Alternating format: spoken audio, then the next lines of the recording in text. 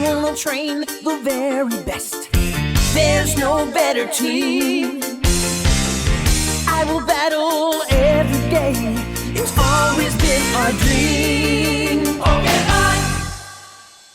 Hello, everybody, and welcome to the D-Pad. I'm Rick. This is Pokemon the Very Best, where we are continuing in our never-ending quest to get STRATS the Rattata up to level 100 without leaving Route 1, or without going beyond Route 1. I guess we leave Route 1 to go back to Pallet Town and heal. But welcome, welcome, welcome. This is our last stream for like a month and a half for this series. My June and July are so busy. I have one more stream coming up on Wednesday, and then the Patreon hangout on July 3rd, and that's the last you'll be seeing of me streaming until the end of July. I've got a lot going on. I guess that's not true. It's not the last you'll see me streaming until the end of July. It's the last you'll be, well, I'll save that for later. So we got ourselves a couple minutes here before we got to get started. So let's see what we'll be doing with our poll tonight. Let's see what we got. What are we choosing for? Still haven't gotten Gen 5 once. Oh, Gen 3. Just barely to Gen 3. So we've already gotten the version question. So we'll boop, be done with that. And then on this side, so I'll knock out the version question, but we haven't done the other three, and there are fossils to choose from in Gen 3, so we're going to keep that there. It was interesting. I had to make a delineation between generations that you have to make a choice of fossil versus ones where there's exclusive fossils versus ones where it's just, hey, here's a bunch of fossils. I think the ones that we'll be doing as part of the poll will be the ones where we have a specific choice, and we'll kind of figure it out from there. There may be some where it's like, if you can buy a bunch, but hello, hello, hello. Welcome, Joe Body. Welcome, Don. Yeah, these should be good to go. So let's see what we get for our Gen 3 question. Oh, we're doing nicknames? Oh, it's going to be close. Oh, nicknames. Okay, all right. Not bad, not bad. Oh, that's a mouse. Jesus Christ. Thought we were done with this. Ugh, okay.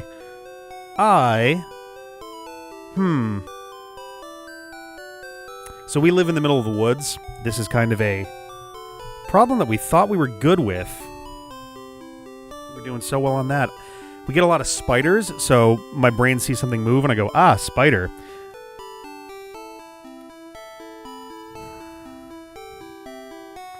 Don't love that. Okay.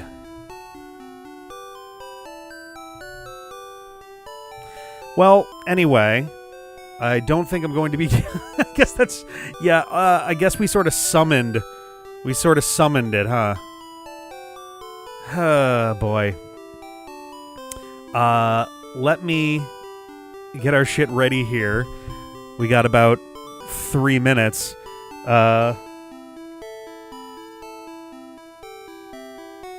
Because I have... Oh no, where did I put these? This is the one that always catches me off guard. I say as if we've done this more than once.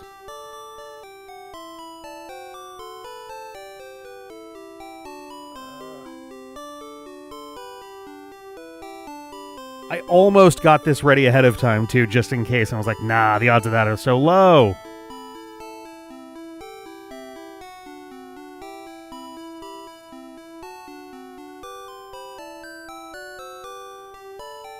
Oh my god, is it not going to find it now? This is great timing for this. Let's try this.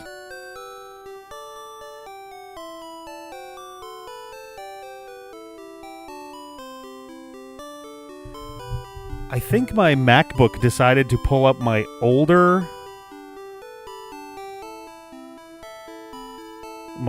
notes from my old account? What? This is confusing.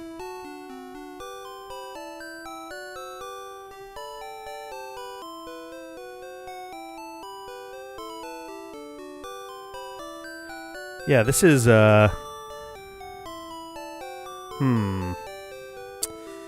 Okay. Let's try it this way. I wasn't ready for this. Clearly. This is what I get. This is what I get for expecting that one of these will just be like, it won't be too big of a deal.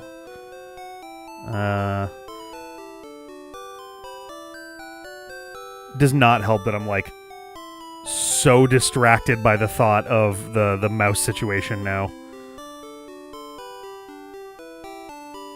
We haven't seen a mouse in this house for about 6 months now. I thought we were so good.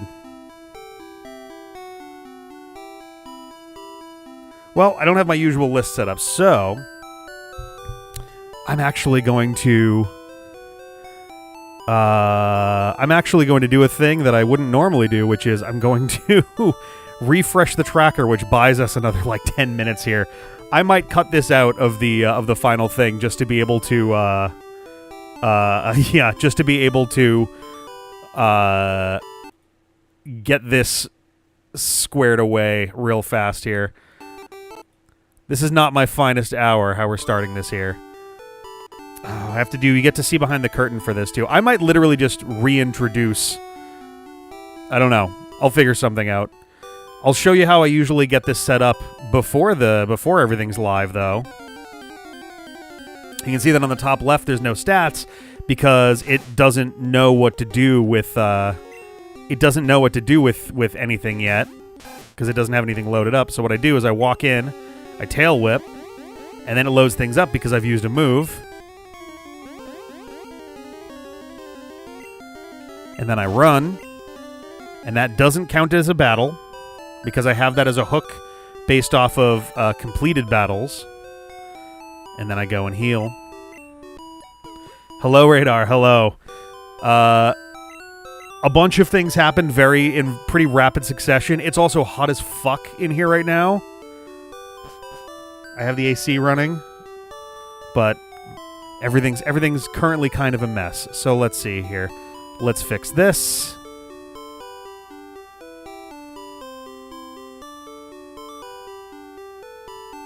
Oh, does that... Oh, nope, it doesn't fit.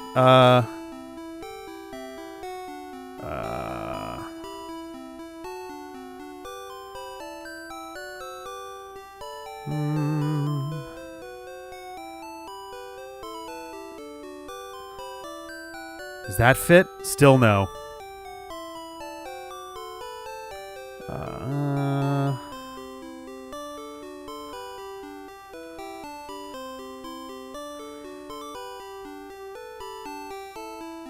Alright, you know what we'll do?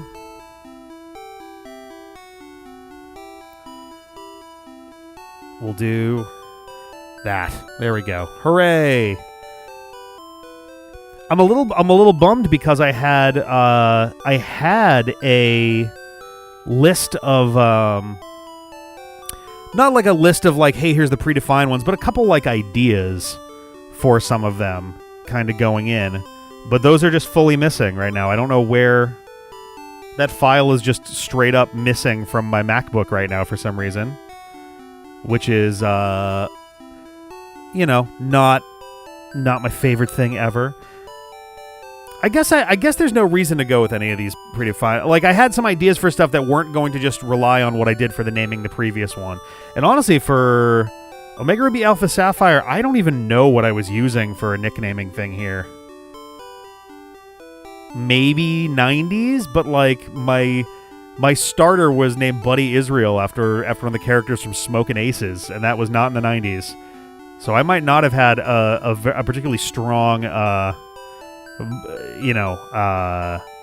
nickname theme there. So let's see. Let's add a couple things here.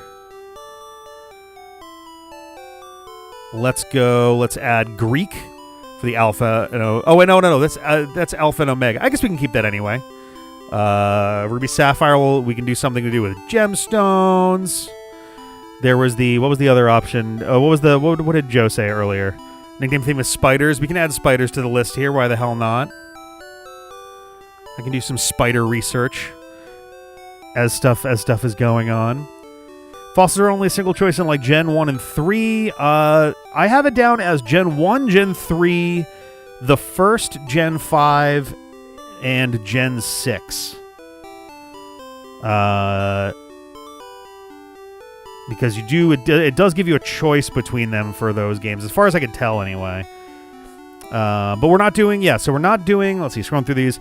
They're versions in 4 and 6. 6, I think you do get a specific choice between them. The Rattatas, but yeah. You can get them spiders. 3, you can get the other one underground in post-game, which I don't think we're doing post-game for those. And there's Joe saying 6 is choice 2. Post-game only in Emerald. Off to a great start. Literally, I'm having to make a whoopsie. I just jumped in. I was playing Cadence of Hyrule. Nice.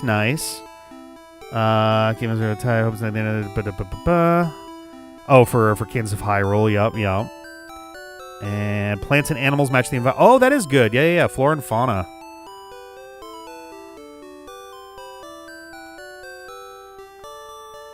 There we go.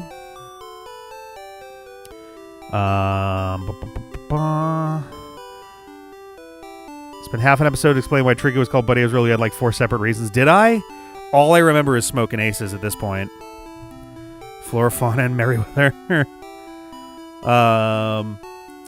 But okay, that's... In fact, let's also do this, and we can fix it while we've got a hot second here.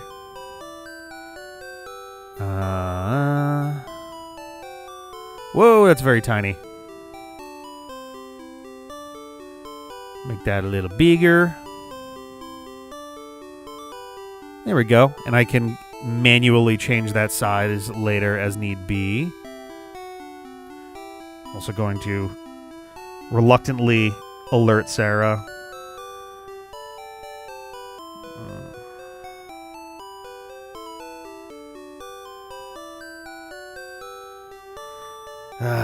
We were doing good. 6 months without mice. We were doing really, really well.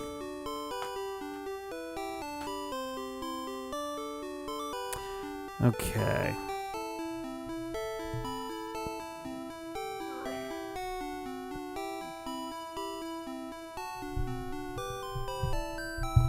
I either want this couch to be deeper or less deep. I don't know what it is.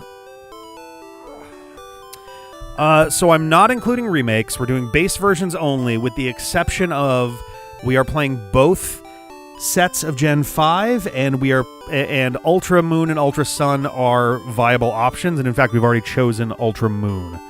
But we're not doing Fire Red Leaf Green, we're not doing Heart Gold Soul Silver, we're not doing Omega Ruby Alpha Sapphire. So we're playing original Gen 1, 2, 3. We're also not doing Brilliant Diamond Shining Pearl. Or Let's Go. So original Gen 1 through 4. If Gen 5 gets a remake before we get there, we're not doing that either. 10 points to Flora and Fauna. Yes, indeed.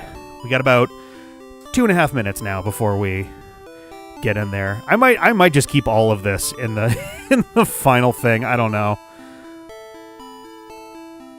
There we go. I'll make that a little smaller because sometimes these numbers get a little big.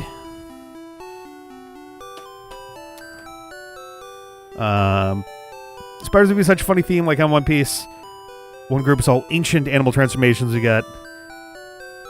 Oh, interesting. Oh, that's fun.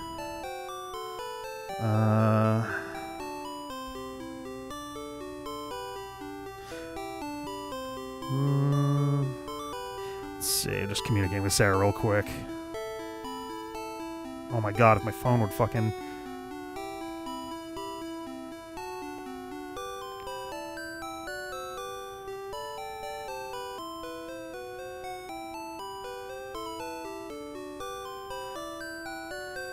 Okay. Cool. Anyhow. But yes, Flora Fauna have 10 to start on this. A Greek one could be a lot of things. The inspiration there being Omega and Alpha as the remake prefixes for that set. Could be letters, could be Greek gods, could be literally just Greek stuff. Parthenon.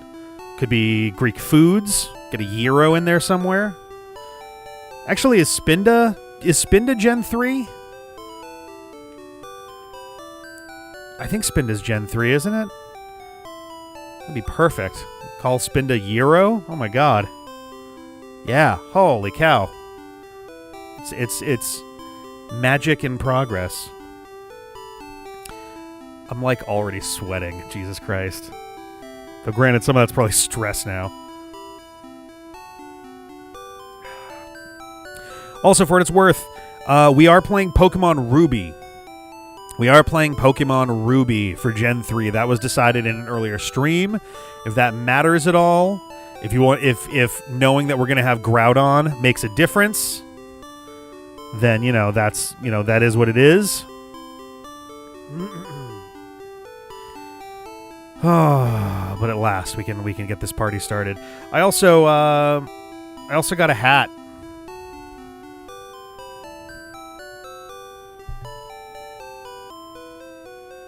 Do you like it? I'm not wearing it all night because it's so fucking hot in here, but at some point I was just looking at silly cactus shit, and I found a cactus knit cap, and I thought that was fucking adorable. So that's a thing I own now. But all right, we're in. Cacti Rich is breaching containment. A lot of breaches happening tonight. This is the breach pad. Oh, I don't think I like that name actually. Let's forget I ever said that. It means Mawile instead of Sableye, and Zangoose instead of Seviper, Plusle instead of Minun, and Volbeat instead of Illumise. Okay. I mean, Plusle and Minun, I don't really care about one way or the other. Same with Volbeat and Illumise. Zangoose versus Seviper. I don't really have like a strong feeling between the two of those. So either of those would probably be fine. Mawile instead of Sableye is a very interesting one though, because like Sableye would be more useful in the earlier gens, where I think Mawile would be better during the later gens once it gains the Fairy type. Or is that just Mega Mawile that has Fairy type? Because I feel like, ironically, both of them are very... Oh, I'm a little hot on the mic. There we go. Maybe that's a little better. All right, cool. Oop. It's such a tiny difference there. Jesus Christ. Mawile generally gets Fairy in Gen 6. Okay, cool. Yeah, so... It's funny that the two of them are both... so defensively oriented, because actually, is Sableye Ghost and Dark? Because was that the one that did it? Because I know there was one Pokemon, I thought it was Sableye, that was extremely annoying to fight. Yeah, because it had Ghost and Dark, which had, at the time, no weaknesses. And then Fairy came along and kind of undid that. Meanwhile, Steel and Fairy does have weaknesses, but they're like, it's what, fire and ground? Pretty limited weaknesses there, and they do cross each other kind of well. Oh, is Spiritomb also Ghost and Dark? Okay. I couldn't remember. I was actually wondering whether I was mixing up Sableye and Spiritomb on that. That's funny. Okay, but we're in. Gonna get a couple hours in tonight. We're at least gonna hit level 46. I don't know if we're gonna make it to 47. We might now be at the bridge between 2-level streams and 1-level streams. Gen 3 is so carved in my memory, specifically Sapphire. I could probably re-hit tile for tile and stat for stat. Nice. I've never played original Gen 3, but I am very aware of like the one thing that always sticks out to me, despite not having played it directly myself, is for some reason I feel like the character sprites on the overworld map are like weirdly skinny. Like they're squished in like 2 pixels, like 1 pixel from each side, compared with the like squatter sprites of Gen 1 and 2. I don't know how I feel about that. I don't know. I'm also trying not to get distracted by the fact that I've got the AC humming on one side of me and the boiler humming on the other side of me. So it's just this white noise that's kind of like it's kind of masking out. Not like I need to be hearing the game audio, but it does make me feel like I'm streaming to you from inside a vacuum cleaner. It's not my favorite situation there. It's from Weird ROM Hacks. That's fair. I feel like Gen 3 is the one that gets the most like ROM hack love. And even when it's not a direct ROM hack of 3, it seems like a lot of ROM hacks used 3 as the like base for them, you know? It's on one route, but it's on one route, but it's 70%. Oh, you probably are getting a Spinda, but who knows? Oh, nice. 70%. Yeah, that seems pretty likely. Ridiculously easy to mod, has been since like 2009. Okay. Last fully 2D game. That's a good point too, because Gen 4 started adding 3D assets to the game. Even if they didn't necessarily look 3D a lot of the time, they were 3D. Like trees and buildings and stuff. AC to the left of me, boiler, right? Yeah. Flip them, but yes. I also, because it is now getting warm in here, my hair just looks terrible all the time. I rinsed off last night because I was sweaty, and I took another shower this morning, and I look like I'm only just learning what a shower is for the first time right now.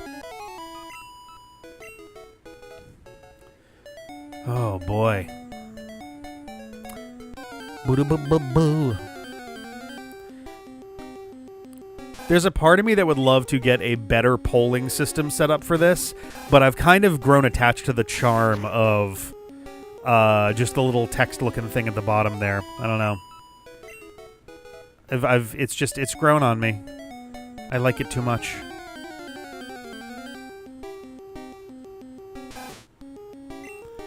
Alright.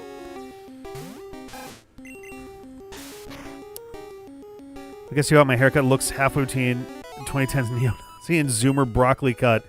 Oh boy, too muggy more, yeah.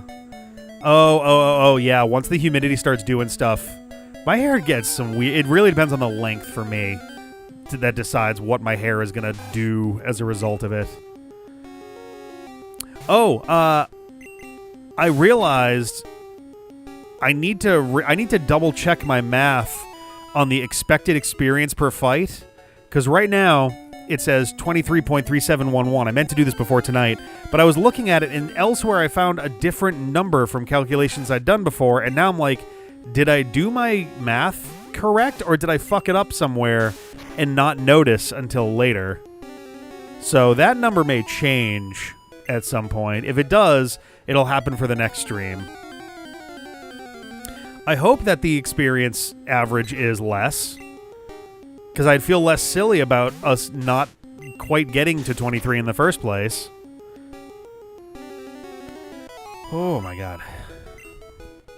I'm curious what we'll get our projected total time down to tonight. As it stands right now, we're looking at about 319. About a little over 319 hours. Not terrible. Possible weighting differences for encounter levels. So that was the thing. Yeah, I remember specifically taking into account the frequency of each of the fights in order to account for that. So I don't know which calculation got it right and which one got it wrong. I literally will have to just do the calculations a third time and verify from there. I've been shaving my head once a month for at least 10 years, so winter is my only enemy. You gotta have a lot of hats at that point. You gotta keep that thing covered so that you don't freeze. Hypothermia of the scalp. Alrighty. Here we go.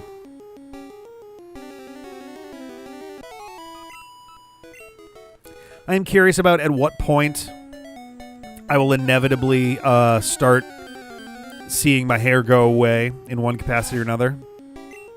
I will say, I think my hair is a little bit thinner than it was even like, in my young 30s, my early 30s. It's not by a lot. It's not by a lot, because when I let my hair grow out, it is still quite thick. But it does seem like it's a little bit thinner at this point. I don't seem to have any bald spots going yet, so I'm happy with that. This gargantuan billboard between my eyebrows and my hairline has been with me my entire life. So this is not a receding hairline. I've just always been an egghead. I distinctly remember there's VHS tapes of me around, I want to say 8 or maybe 9 years old, and I've got just as much forehead back then. I have always had just a huge goddamn forehead. Which is funny because every now and then I'll look at myself in the mirror. I'm like, oh my God, whoa, there's so much. And I'll remember. I'm like, no, that's always. That's never not been there. So far, I've been pretty lucky. There's some folks, some guys are actually able to hang on to their hair the whole way through.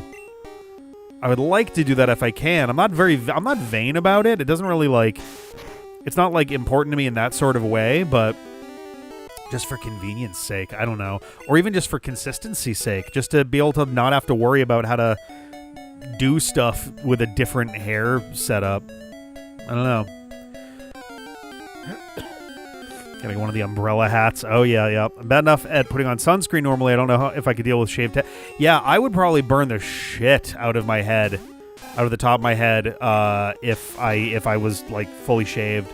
I burn super easily in general, even when I'm trying to be good about sunscreen. So it would not surprise me at all if I just started burning like crazy. Though I guess it does make it easier. You just splat a bunch on and then you go for it. You don't have to worry about I don't want to get any of my hair if I just kind of rub it in there. Granted, I stopped caring about that a while ago. It's there's white in my hair. I'm just going to go for a swim at some point. Whatever. Or I'll sweat it down my face. And then it'll get in my eyes, and then I can't see because my eyes burn for the next, 3 days. That one's my favorite. Grab the Switch 1 out of storage to check out the updated eShop. It's crazy how much lighter the system is and more squished the controls are. The Switch 1, yeah. Switch 2 was definitely noticeably heavier. I was talking with Sarah about it the other day. I like the Pro controllers on the Switch 2. I don't like the plastic they used. It's that slick, it's not slick in the sense of feeling wet, but it's a plastic that has no grip to it. Compared with, I feel like the Switch 1 Pro controllers had nice grippiness to them that I really, really enjoyed. And annoyingly, the new mouse that I got does that, so I put these stupid sticker things that came with them on because they at least have some grip. And then I got a replacement TV remote, and that one has that same fucking plastic too, so that shit is all flying out of my hands all the time. Use the Switch 2 now. If I looked at Switch 1, I'd probably be like, oh, this is a baby child. I think it's going to be a little while before the Switch 1 feels... when the Switch 1 came out, the Wii U almost immediately felt like a children's toy. You know what I mean? Like those kids, playpad type things. I think it's just the super enormous, bevel regions going on. Or bezel regions going on there. Just a ton of negative space covered in plastic on the gamepad. Whereas the Switch, it's literally entirely screen there. The Switch 2 has yet to make the original feel like a toy just yet. I don't even know if it ever will, but I guess we'll see, right? There's no reason for a system to be bigger than the Vita in my mind. Switch is slightly too big. Steam Deck, Switch 2 are comedy joke devices. I haven't actually used the Switch 2 very much in handheld mode, so I don't have a great embezzled... yeah. I don't have a great frame of reference for it in that regard. Annoyingly, I'm going to have to... we haven't gotten there yet in the videos, but Peter and I have recorded a redonkulous amount of Pokemon Legends ZA. I think between the 5 episodes that I straight up forgot we had, the video that just went up an hour ago is the first from our recent recording session. All of those together, we probably between those 5 and everything we've recorded in the last 2 weekends, I probably have 7 weeks of Pokemon Legends ZA in the can. We have a lot. And it's funny because it feels easier in some ways than Arceus to get sucked into long play periods with that game. But it also feels really brisk. It's actually doing a really good job of feeling pretty breezy, and I don't really ever feel like I'm taking forever to get through that. I wonder where he went up to. I mean, we still have a ways to go. 7 weeks in hand, so it's like you've never left any trips. That's the goal. That is the goal, is to have those running the entire time I'm away. I am still trying to get Sonic Racing Cross Worlds and Kirby Air Riders ready, and God willing, I can have those also doing something while I'm gone. The timing of everything is just like, it's crushing me a little bit. It's been a lot. I've been really under the millstone, I guess, since the end of March. The final run up to the anniversary stream was a lot, and I think pretty much every single weekend since then, which has now been 2.5 months, and also the 1.5 months that are following from here, is just constantly stuff going on. Plans all over the place. People that I need to see.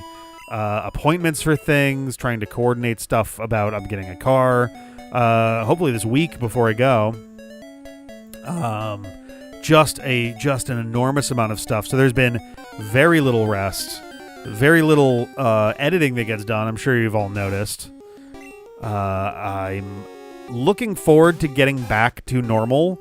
Once I'm back in August, I may have one trip in September for a couple days, and I may have one trip in November for a couple days, but no more like week-long, 2-week-long things happening.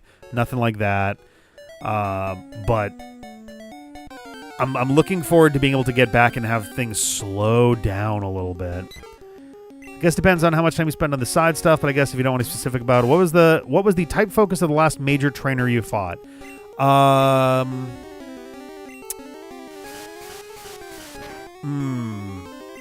trying to think of a coy way to describe. I guess if anybody has played the game, there's really no way that I could describe it that'll be comprehensible to some but not to others. The type for the last major trainer that I fought, I'm actually trying to remember what type it was, come to think of it.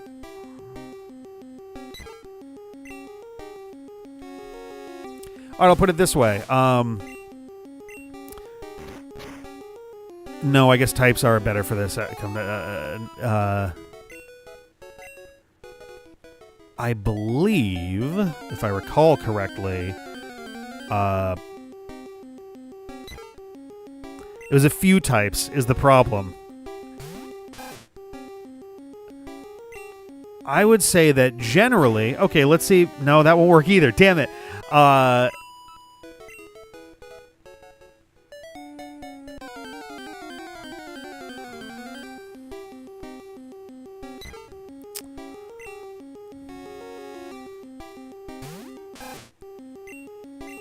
Okay, no, here's what I can say for it. I was directly in front of the person when the challenge was made official.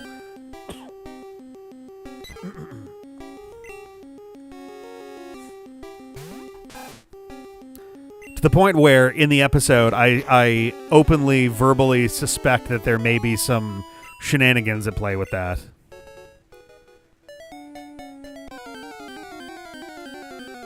But when the official challenge comes through, we are face to face before it comes in.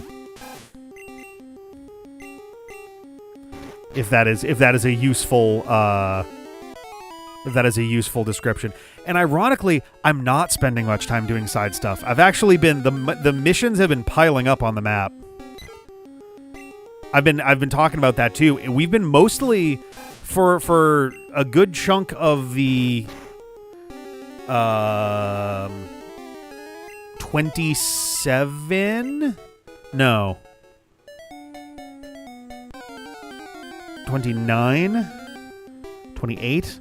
However many episodes there are left. For the bulk of that, we're mostly just moving forward. It's just each chunk gets denser and denser. I do most of the missions to post-game. Yeah, that's kind of my plan, I think, at this point, because I don't know details, but I do know that the post-game has a lot of stuff that has some stuff that takes a lot of time, or otherwise takes a lot of, like, doing things in order to get, incremental progress. So I figure the missions will be good for passing the time while that's happening.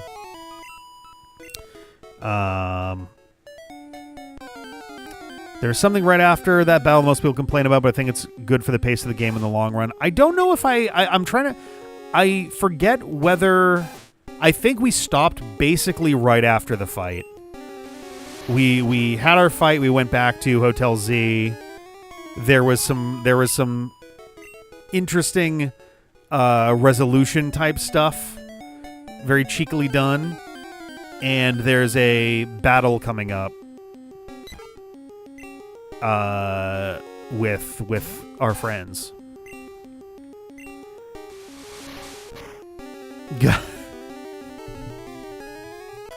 I'm trying to think of any other.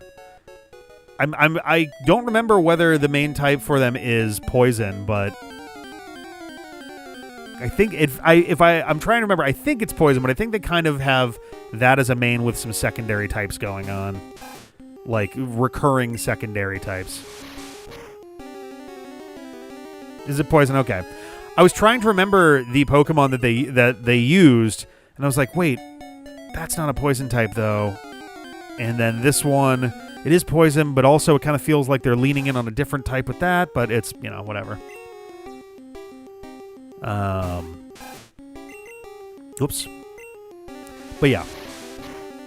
Yeah, they don't have gym leader law, even though I will say the instant moment the battle is done type conversation with this person is the most gym leader-like out of everybody I've faced so far, which is funny.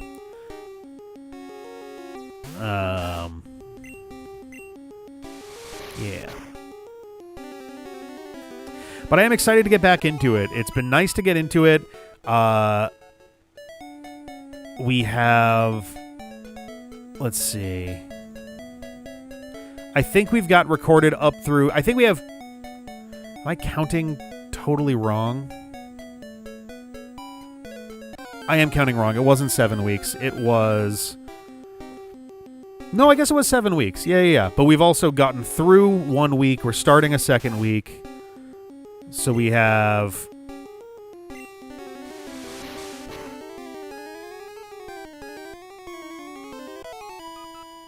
No, we had 6 weeks. 6 weeks.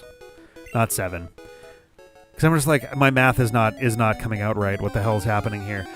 We have 23 episodes left that we've recorded so far. Whoop.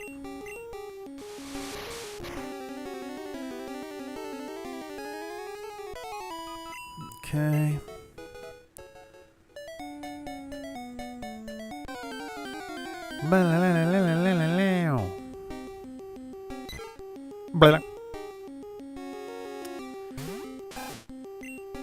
Okie dokie. Oh, man.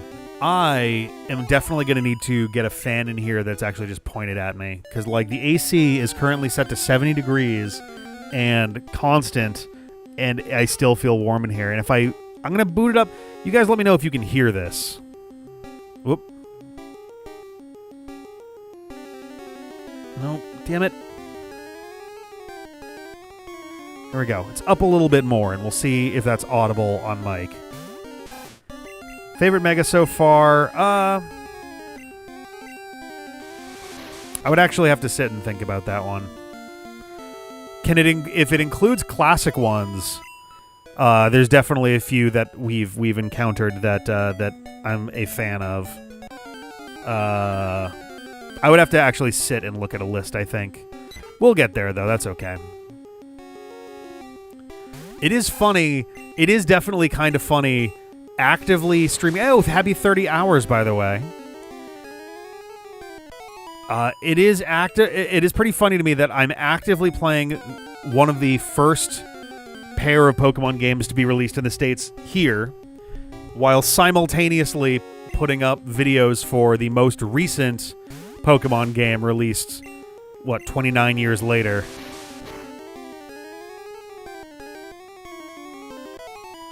Time, man. The time it flies. Let's see.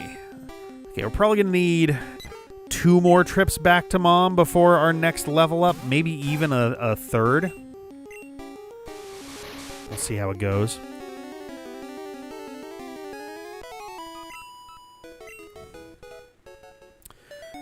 Let's see. Any interesting stats going on the side there? We're under 40,000 fights left. Oh, I think that happened last stream.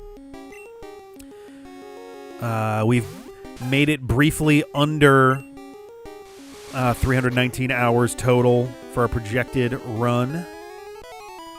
So that's pretty nice.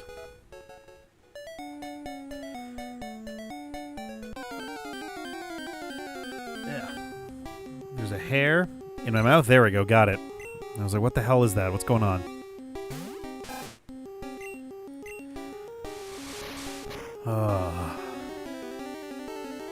Sadly, I've also realized I may have been incorrect in my initial assessments about Metroid Prime Federation Force. The Adventures of Elliot comes out this week. It's going to be my life until Deltarune 5. I don't think I'll be able to beat Elliot in a week based on the dev's estimation of content in the game. Nice. Oh man, I got to decide if I'm gonna play that for its own sake on the side, or if I'm gonna hang on to that for something, because I've been eyeballing that one for a little bit. Same goes for Mina the Hollower.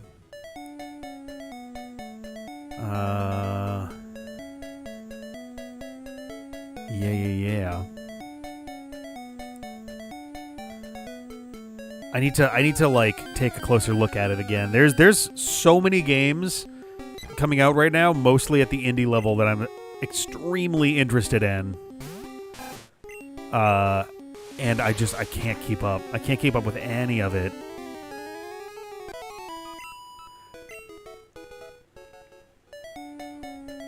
My phone just buzzed, but the screen didn't turn on.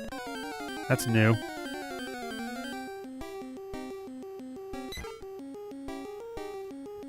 Okay, our washer finished its cycle. Sarah's doing some laundry right now.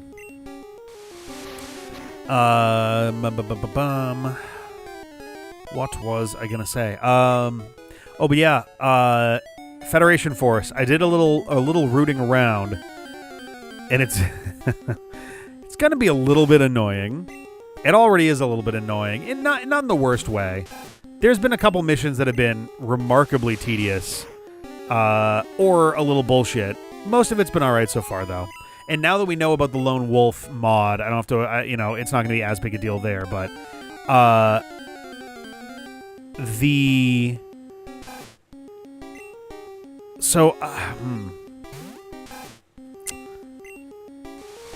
believe in order to actually get 100% in that game, we are going to have to beat both normal and hard modes on the same file. They are in one file. You just select hard mode for the mission. I don't know if you have to get medals separately in hard mode. I'm not sure about that.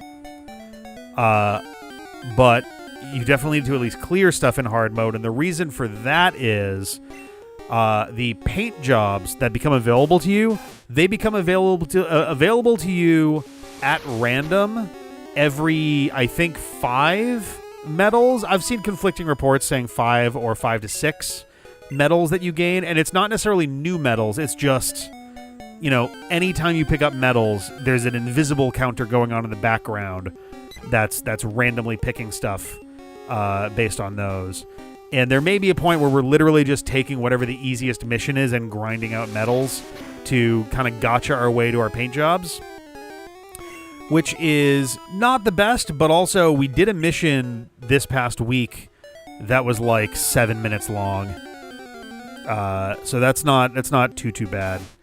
And we'll have much better mods at the time, so we should be able to kind of like blast through that. I don't know. And yeah, some of the paint jobs are the paint jobs are generally normal mode specific or hard mode specific. So there are some that we're not going to be able to get unless we do hard mode. That's the thing. I don't know if it will... I don't know how it does its math. If it's an issue of every 5 medals or 6 medals or whatever, it gives you a new one you don't currently have. Because if that's the case, then sweet. We don't even have to think about it. We just keep getting medals and we're good. If it's not, then yeah, we would have to grind medals, which is less fun. The added cherry on top is Blast Ball actually does matter for this. There are paint jobs that are Blast Ball exclusive. There are 10 of them, and you get them essentially by clearing what amount to essentially achievements in Blast Ball. Some are more straightforward than others. They're playing hard or the normal ones are exclusive. The normal and hard ones are exclusive to their respective difficulty levels. Ironically, the weird-ass pig one that we got, most guides online incorrectly mark that as being a hard mode only skin, but it is actually a normal mode only paint job. 10 for Greek. Let's get that in there. Boopy doop. But yeah, so that one's just mismarked on most like walkthroughs online. Everything else has been accurate so far. Yeah, the Blast Ball one, there's 10 paint jobs and 10 achievements, and each achievement randomly earns you a paint job. Not that it matters if we're trying to get all of them anyway, but they are 1-to-1. We don't have to worry about like, oh, we got a duplicate or anything like that. So there's gonna be some work to do there. One of the achievements there is supposed to be quite difficult, and I don't know anything about Blast Ball, so it's gonna be a complete mystery how that one works. Maybe that'll be the first stream when we come back, or more likely, I'll probably, when I beat normal mode, I will probably switch to Blast Ball, clear that, and then go back to hard mode. And the reason that I should do it like that is because I believe one of the Blast Ball paint jobs actually does affect your abilities. A few of them do, but one of them affects it in a way that would actually help in a really big way. But it's going to make you mad on camera. There's a very good chance of that.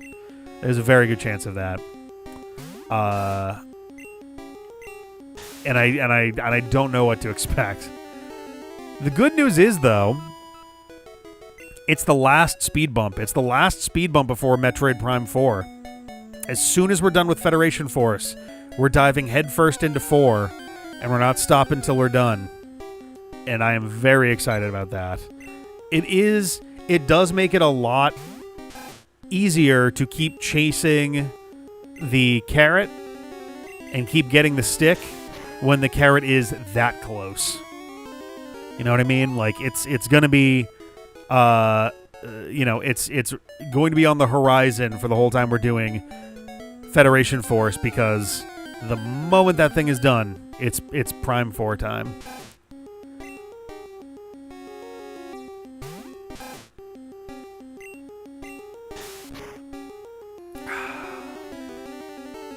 Delicious.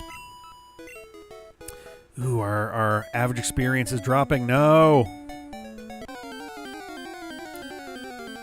Oh, man. But yeah, it's gonna be wild. I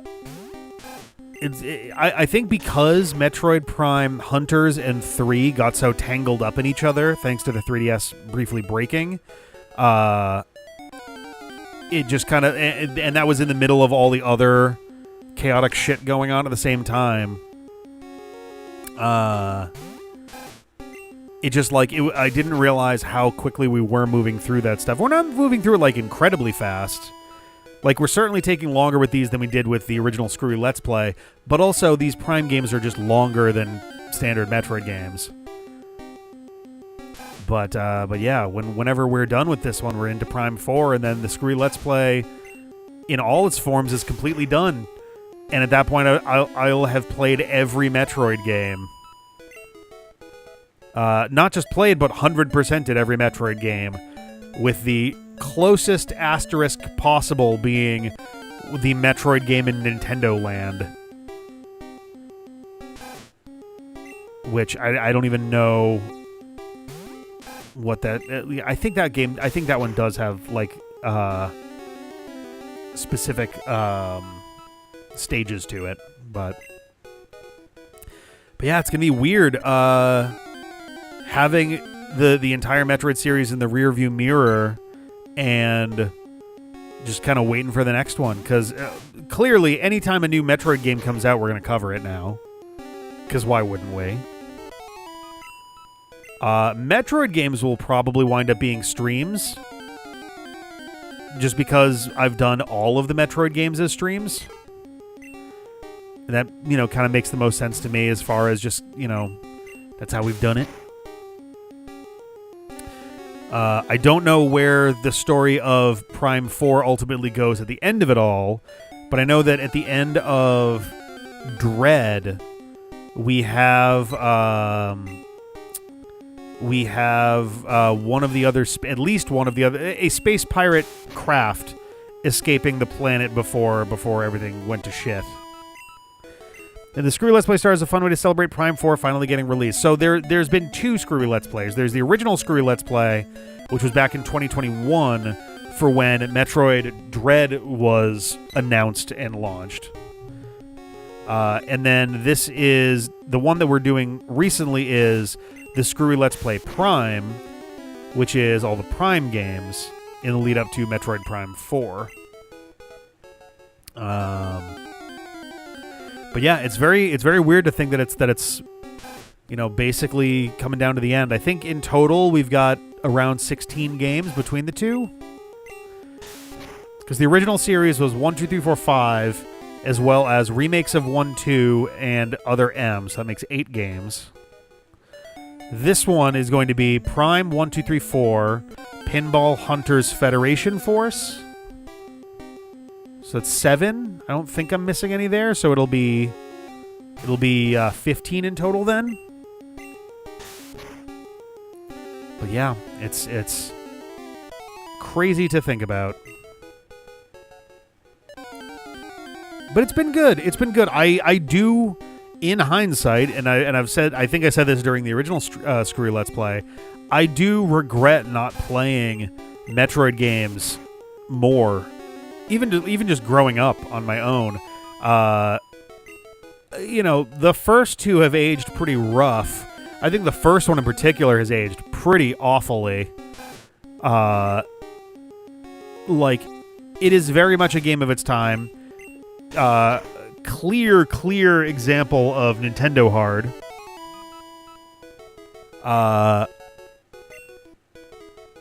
That shit is bonkers difficult, especially, God help you if you die. You respawn with 30 health. No matter how many E-tanks you have. But yeah, Metroid 1, generally speaking, if someone was to ask me how to go about playing the core Metroid games, I would probably just say it's easiest to just play the most recent version of each of the 5. So you'd play Zero Mission, then Samus Returns, then Super Metroid, Metroid Fusion, Metroid Dread. But you could get away for sure with playing Zero Mission, then original Return of Samus, followed by Super and Fusion and Dread. I would still say to stay away from NES Metroid. This means waste time refilling at a dude tube. Oh, if you're respawning with 30, yeah. This day, the only Metroid game I've played is Super. It needs to change clearly. I mean, Super is for sure one of the best ones in the series. I would say it might be the best, though Dread comes quite close. After that, I would probably say Fusion, Prime, and maybe Prime 3 are all relatively close together. Probably Fusion and Prime are the closest together, with Prime 3 just a hair behind. And then you start getting into the rougher games after that. Federation Force is probably going to wind up being in that same bottom cluster as well. But yeah, I would say the essential Metroid games would be Super Metroid, Metroid Dread, and Metroid Prime 1. And then I think that's kind of the most core experience there is there. Honestly, if they remade Other M, rewrote the story but kept the gameplay, I mean, minus the flicking Wiimote stuff, but if they kept the actual game portion nearly the same but rewrote the story, it'd probably be fine. I talked about this a little bit during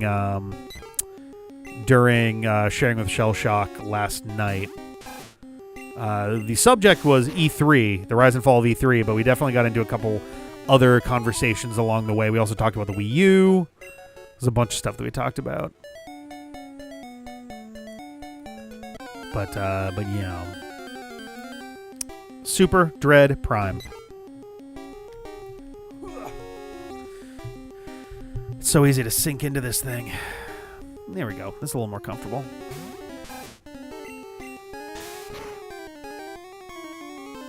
Ho-ho. I am curious what folks are ultimately going to be saving their D points for these polls. And that's not to coax anybody into dropping a giant pile of them right now, but there's a strategy element to these polls, because if you know that another one's coming, then all in on Totodile. Yep. I am 99% sure we have not done starters for Gen 2 yet. We have not. We've only chosen the version, and we're doing Pokemon Crystal. It is interesting. I was low-key expecting there to be a strong push for third games across the board. I thought for sure I was going to get Yellow and Crystal and Emerald and Platinum. And we did get Crystal, but we got Ruby.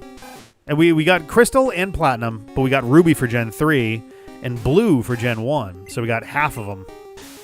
2 out of 4 for third versions. Gen 5, we're doing both a 1 and a 2.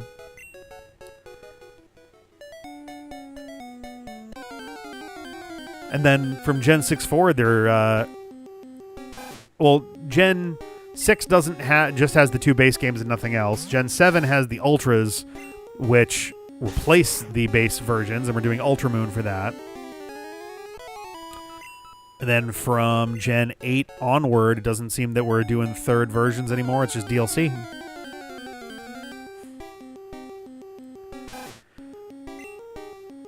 X, Y, or Z, yeah. There's a little part of me at one point that debated whether to include the Legends games into this in some capacity, whether they would be their own entries or whether they would potentially replace 4 and 6. But I think for the spirit of the Genlock to be retained, it's actual traditional turn-based, this style of RPG. Legends games do not work as Nuzlocke. Yeah, no. ZA, I've noticed that very quickly. Grinding seems like it'd be a fucking miserable time. Hello, Seraph of Chaos. Yes. We are back in it. We're making our way to level 46. Oh, we probably will get tonight. We will almost certainly, not even almost certainly, I think it's basically a done deal. We will be crossing 100,000 experience points tonight. We'll be crossing our 10% threshold. Which is wild, because, it's simultaneously, 10% is simultaneously a good chunk of this, while also, when you look at the estimated time left, and it looks like an absolute Everest of stuff left to do. It's so weird to kind of cross those two together, because they're measuring the exact same thing. And yet one feels like a lot less than the other. I got so little sleep last night. I did not sleep well. I've been doing so well on sleep. I was getting 7 hours, 9 hours, 10 hours, all that stuff, and then last night I got 4 hours of sleep. And I'm like, fuck. I'm cursed for Mondays. I don't know what it is. I never get good sleep on Sundays. And I don't know why. 10% is somehow just under half the levels we need. Yes, yeah. That's the magic of exponential math. In fact, level 50 will be exactly 1/8 of the way there. Level 50 is 1/8 of the experience points we need to get to level 100. The halfway point... Oh, excuse me. The halfway point would be, I believe, around level 79 or 80 is the halfway point. Which is fucking nuts to think about.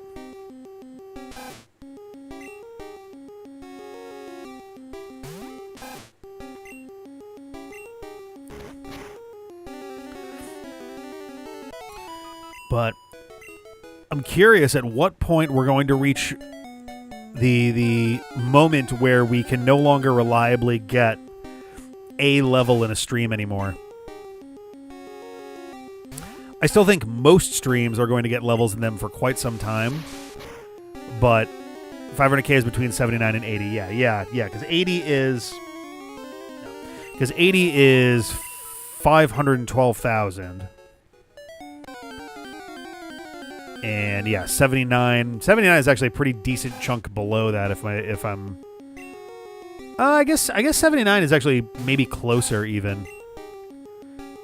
Not by like a ton, but I was reading the gaming news. Apparently a bunch of studio heads, including Double Fine, Ninja Theory, and Compulsion, went to Microsoft today to beg to be spun off as independent, avoid being shut down.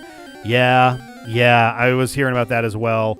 That shit is fucking crazy. The acquisitions industry within the gaming industry is a cancer on the entire art of video games. Like, it's I remember a few years back, people were thrilled for some reason when Microsoft bought Activision Blizzard. Activision Blizzard King, ABK. And it was like, what are people celebrating? We have just merged two of the biggest like IP vacuums in the gaming industry. Every studio they touch withers and dies, or they just shut it down. It's awful. It's awful. Whoops. Not quite a 92 is half of 99 situation then. Not quite. What is that from? 92 is half of 99. I'm trying to think what that is in relation to. Toys for Bob going indie was one of the best things that happened to them. 100%. Yeah. They finally broke away from doing a bunch of like Call of Duty type shit and got to do what they wanted again, which was great.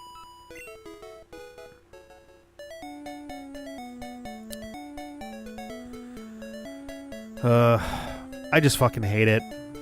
When Activision bought King in 2013-ish, it was the biggest merger in gaming history at $6 billion, almost triple Microsoft's acquisition of Mojang a year earlier.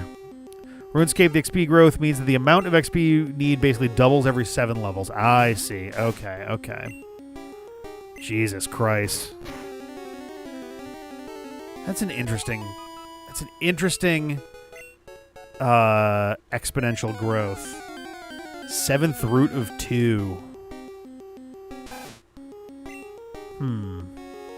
It's probably like 1 1/8 or something like that. I wonder what is 9/8 to the 7th power.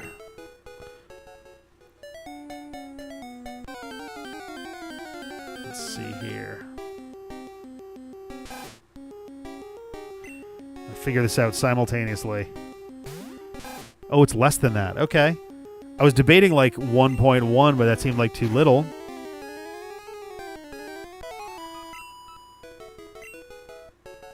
It's a little over 1.1. It might be 10 over 9. Right. Oh, yeah, Mojang. That's right. It's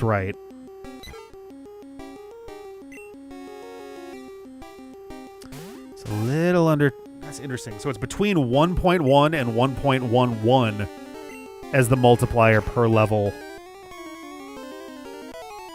And that's also experience you need, not the total.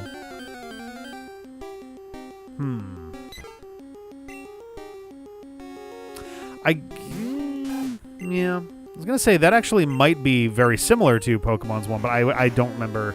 I'd have to really think through the math on that one, and that's more than I'm going to be doing right now.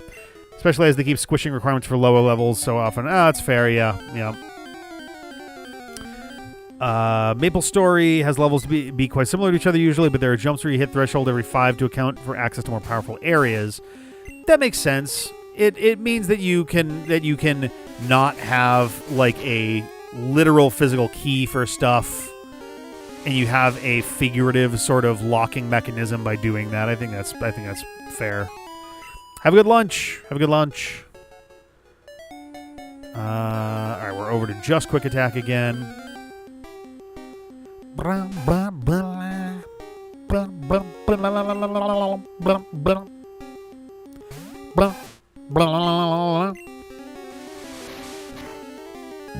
Excuse me, my God. So let's see. So we have 2 mystery release dates coming next year. Because we have Pokemon Winds and Waves, which are scheduled for... I think those are just scheduled for 2027. I don't think we got a firm date on it. Or even just a... I just saw it again. Fuck me. Goddamn fucking thing. It's just enough... It's so embarrassing because it's not like, I'm scared of it, but like the mouse, but it's just kind of like, whoa, just like surprises you that suddenly a thing has moved in the corner of your eye. All right, but at least I have confirmation now that it's coming from the utility closet, which was our suspicion for a while, and I guess my door blocking is not sufficient anymore. So that's okay. I'm going to... I have a way to very easily block that further that I'll do after this stream.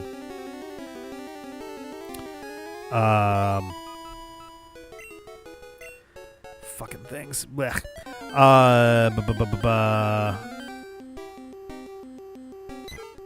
That totally jostled my train of thought. Doesn't matter. It's fine.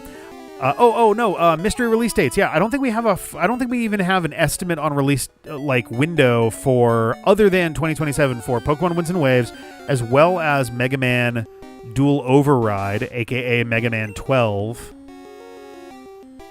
I'll be honest, I'm fine with other Mega Man generations, a series, I guess, having subtitles. I honestly sort of wish that the classic Mega Man games would just stick with numbers.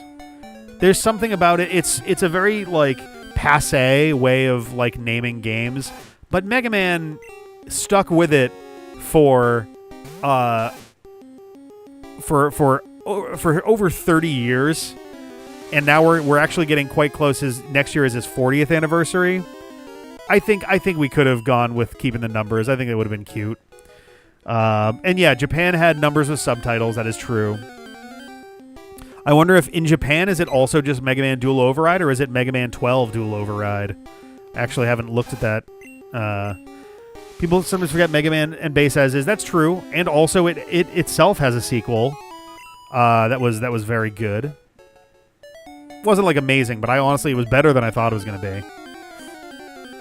I keep looking at the door, and I keep debating going and fixing the thing, but also my slippers are upstairs, and I don't want to step on the hose thing now that there's been a mouse on there.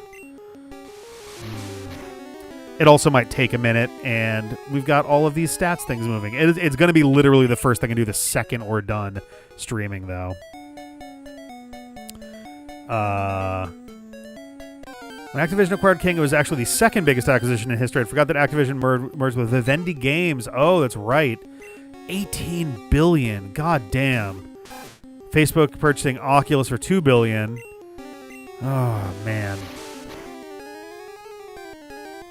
$18 billion is fucking insane. It's so exhausting. I'm so fucking tired. Sorry, my nose is itchy as shit, too. A decade later, that list of billion-dollar acquisitions is 28 different events. Great. It's all a fucking shell game. And every time there's some president or CEO of some company that's got their golden parachute because they know the jig is up and it's time for them to parachute away into obscurity forever.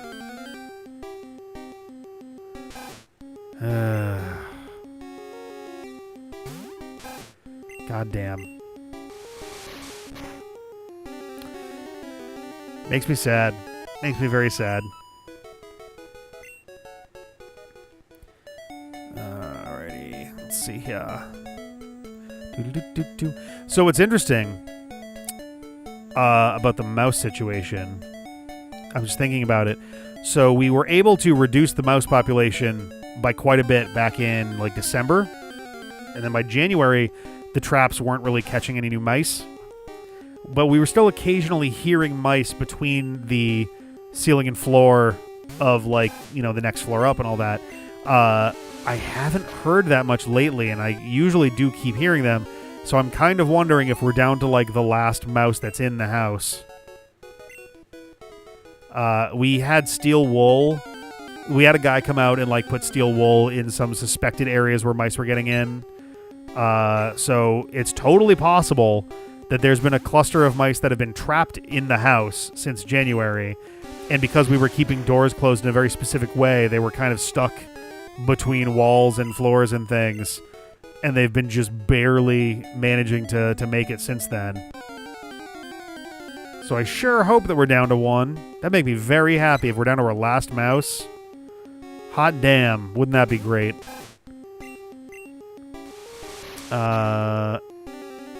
So I saw Sonic Frontiers Definitive Edition leaked, but I doubt it's a real leak this time. The only thing I believe is it being a game key card. Yeah, it seemed like it was going to be a thing that was going to happen. Like, there was enough concrete and feasible, I'd say, evidence of it being a thing that folks were actually, and to myself a little bit too, were actually a little bit surprised it didn't turn up during the Nintendo Direct. Sega is a super leaky company. Very true. When is South by Southwest? Actually, no. Normally it'd be a South by Southwest thing, but Sonic's 35th anniversary is next Tuesday. Surely there's going to be something going on for that. Pretty sure the last Atlas announcement that didn't leak was Shin Megami Tensei 5 in 2017. Oh, God. Someone claimed to have a physical version of it already. No, I don't think that's happening. That game is gigantic. It's not... that one's just not realistic to be fitting on a game cartridge for the Switch 2. I wish that there were... I don't know. I like the cartridge-based games because it keeps load times nice and low, and it makes traveling with them really easy, but they do have their size limitations even still. It's getting to be easier, and whenever this AI bubble finally blessedly fucking bursts, SD card and similar technologies will come down in price, and very, very high capacity Switch cartridges will become at least an option. Like, you wouldn't want to buy one right now because it's more expensive than you could possibly imagine, but terabyte SD cards do exist. Hell, the... Oh, not this one. Do I not have one nearby right now? The SD cards I use for recording video for stuff are 256 gigabyte SD cards, and I've had them for years. They are obnoxiously expensive right now.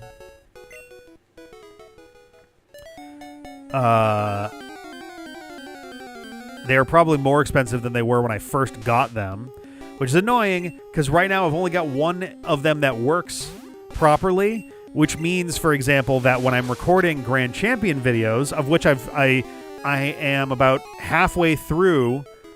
I got the first half of it done today, finally, and I've got the second half I'm going to be doing tomorrow morning.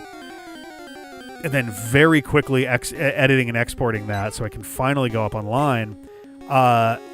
What winds up happening is I record until the SD card runs out of space, and then I grab that and I bring it to the computer and I pass the video file over, and the video file takes anywhere from half to from 50% to 100% of the time it took to record to transfer. So if I'm recording an hour and a half, it could be anywhere from 45 minutes to another hour and a half to transfer that. So now recording, let's say 2 hours. Let's say that a Grand Champion video is between 2 to 3 hours. Before I can properly edit it, we're talking 6 to 9 hours of recording. 4 to 6 hours of recording, transferring, and then loading into Premiere. And that's before I get to start actually editing it, which takes around the same time as that also. And I'm just like, man. The good news is, for the next one that comes up after this, I have to record the description portion of it, the second half, before I leave this weekend, because I'm not going to be here for it, and it'll be a shitload easier to record it here, get it prepped, and then record the opening segment while I'm, in another country, and then just staple that on remotely, and then we're good to go. It'll be interesting. And then after that, I'll be back for all the ones that come afterwards. But been looking for Switch 2 compatible SD cards for a while, and the cheapest terabyte that wasn't obviously fake was like $250. Yeah. And the cheaper ones are not even like the ones that you necessarily really want for it either. Same thing goes for the ones I use for the camera, for the speeds that I need.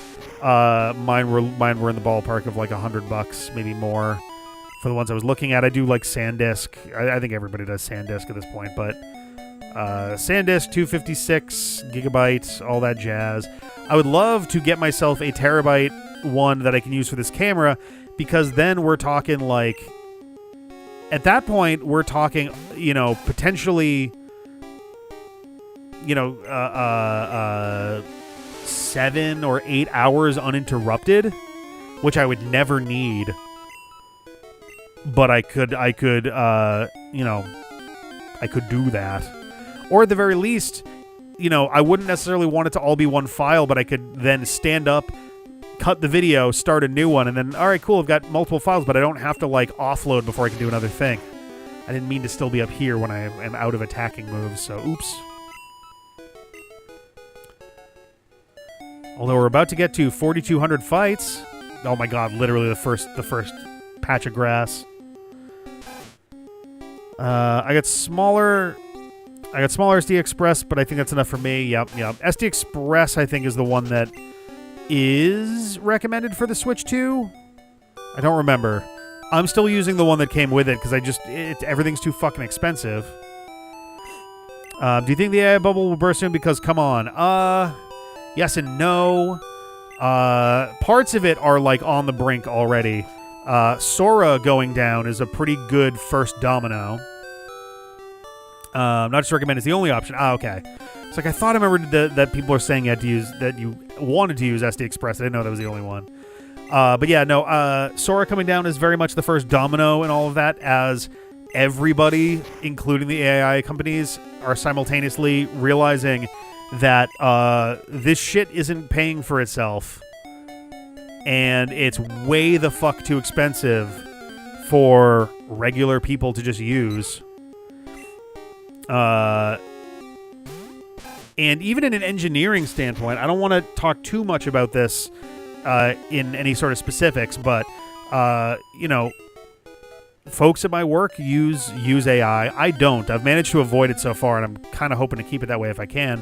But folks at my work use AI, and there were folks who, a month or two ago, were using it plenty, and then Claude went and changed to a use-based system as opposed to just a flat subscription system, and people were burning through their tokens in like 5 or 6 days. And that's a pretty universal thing I've been seeing from people who do use AI, that they're running out of shit way faster than they were before. And it's costing them more to even have the subscription in the first place. And it's like it's just not a sustainable thing. Like you're at a point where you're demanding that individual users pay hundreds of dollars to have this thing. Hundreds of dollars a month. So we're going thousands of dollars per year for a thing that doesn't even work all the time. Companies are also struggling because they're having that same issue but like magnified, where they've got not just their own, it's not just one person going, oh no, my tokens have run out. Now you've got whole companies that are like, 500 separate employees have their enterprise tokens running out. It's a lot of shit going on all at once. The entire economy is kind of fake right now, so the bubble will only pop once private equity literally runs out of money for AI and the massive losses get dumped on the stock market and people's retirement funds. Yeah, I'm not really thrilled about that. Between SpaceX getting an IPO and that monetary nuke about to hit everybody, I have had a 401k with not a lot in it, to be fair, for about a decade now, and I literally have almost exclusively watched that number go down. I had probably I don't have a ton in there. Sarah's got actual like savings and retirement stuff. I have not been able to because I'm still paying student loans. And like Sarah covered most of getting the house squared away in the first place, so I'm also paying Sarah back for that. So I've got plenty that I need to be covering on that, so I can't afford to have savings at the moment. I will ultimately, but my 401k started in the ballpark of like probably 25,000 about 10 years ago. The last I saw, it was down to around 11k. And I haven't touched any of that shit. And it was bad enough that I was honestly, I even asked Sarah at one point, like, am I doing something wrong here? Am I supposed to be doing a thing with my 401k each quarter or something? And she's like, no, that's just how everything works now. I'm like, oh, great, cool. If I was king for a day, I would ban all speculative investments, like gnawing cancer on an economy. It's not healthy for society or an economy. The most profitable, for the most profitable possible thing to be dumping money into high yield index funds and never spend any of it. Yeah. And sadly, it's also, generally speaking, the safest investment for like a rando too. If you have savings, if you have 401k or an IRA or whatever, if you put that into an index fund, generally that's the safest option. Not always.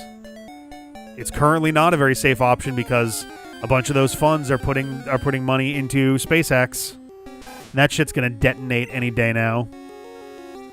Every business you can imagine would literally be more profitable if it leveraged debt and played the market. Products and services are a bad business decision. It's all gambling and rent-seeking. You cannot build a society on gambling and rent-seeking. Yeah, no, absolutely. The U.S. is propped up so hard on speculative, I would even say speculative like liquid assets and shit. And it's just a bunch of like, it's money itself is already a social construct, but the American economy is like rainbows and cotton candy levels of constructs. Like it's barely even there at all. You just say, no, that's what it is. We're just gonna, we don't have enough money. We'll just say we've got more money and then we're fine. It's true. Yeah, we do want to keep generally to the positive. It's tough though. It is tough. There's a lot going on out there that makes it hard to like, and it's tricky because like I do try to keep the streams positive. I do try to keep them, or at least I try to keep them not like dwelling on like negative real life stuff, just because like I'm guilty of doing that plenty, and it's tough to kind of pull yourself out of that sometimes. And there's a lot to think about, unfortunately, that's going on out there. But at the same time, it's tough too when it's like I don't want to, just pretend that stuff isn't happening either, But no, I understand that, and I'll be real with you, I am too. I don't know what's fucking happening, and I've got friends that I've known a long time who live in other countries now. They're just done. They're out. I don't want to give specifics away because it's not my story to tell. But we've got close folks related to the D-pad that have left the country. Sarah and I have a pair of friends who are also. They might not be. They've kind of gone back and forth on it, but they wound up telling us maybe 2 or 3 months ago that they're like, oh yeah, we're doing this, and then we're doing this, and then we're moving to Europe. I was like, whoa, okay. And they've got a few ideas of how they want that to work, and they seem to have enough ins that it may be a smoother process than it might be for most. I don't think that I would be able to bring myself to go, but I also am in a very privileged position of being the most milquetoast motherfucker imaginable. Middle-ish class, white, cis, hetero, white guy. There's I am never going to be in the direct crosshairs unless I, put myself in the way of them. But a lot of my friends, that's not the case. And, I've got family that live very close, and I don't know that I'd want to remove myself from their lives, at least in terms of that kind of immediateness. I got my parents. I have uncles and aunts. So in fairness, I don't really see my uncles and aunts and cousins very often, but I see my parents every now and then. I see my sister every now and then and her kids. I don't want to not be present in their lives, And then we've got friends who are still around. And if our friends were more spread out, I don't know. Maybe we would have considered, moving to Canada. We got family in Canada or something, but I don't know. Yeah, I can't get Lindsay this much, I know. Yeah, Lindsay is maybe the safest of all of us. Lindsay is still, to my understanding, the last time I spoke with her, she is still out west. She's been a little bored. Not bored. She's missed us, and she misses doing stuff with us. But she's also having a blast out there with the friends that she's made out there, and being out in nature and doing all of that stuff. I misspoke. She is not having a bad time out there at all. But yeah, she's out there. She's having a good time. Let's see. Europe is not safe. All the same issues happening in the U.S., both economically and socially, are happening in Europe, just slower. I think that's kind of the reason, is the thing for why our pair of friends is considering that option, because it is slower, and at the very least, it buys them more time to kind of figure other things out. So there's all of that. I'm not cis, but someone can't look at me and figure that out. So yeah, same. Yeah, I mean, that's obviously I can't. I can't. I can't. Fuck, I can't remember the difference between sympathize and empathize. I don't have that lived experience myself. I can certainly think through from the outside how that may go, but there's also for sure a certain element of whether it's passing or what have you, of people leaving you alone on that front, which is at least something, even if, there's stuff that's kind of going on around you that's not great. I don't know. It sucks, man. It's rough. I don't have to tell you that. Everybody knows it, but best bet you can have is prepare for hard times and spend time living instead of worrying. Absolutely. Absolutely. The hard part is finding the right balance between living living in the sense of everybody should be spending their time enjoying their life and doing things that make them happy, while also being not necessarily alert, but just being aware of stuff and keeping informed and being knowledgeable about the things that are going on, so that so that you can tell if anything is like going bad, and obviously help each other. There's a lot of causes that are worth putting time and money into. Volunteering, being a personal presence at things, although that gets to be a tricky thing as well, because some of that is also kind of dangerous depending on what the specific circumstances are. I don't know. I feel guilty pretty often that I'm not doing more. That I could be doing a lot more. The bulk of my involvement has been a lot of yelling online, which is really not as helpful as other options could be, for sure. But like, I don't know. My number one thing is just fucking counting the days. At the very least, counting the days till November of this year.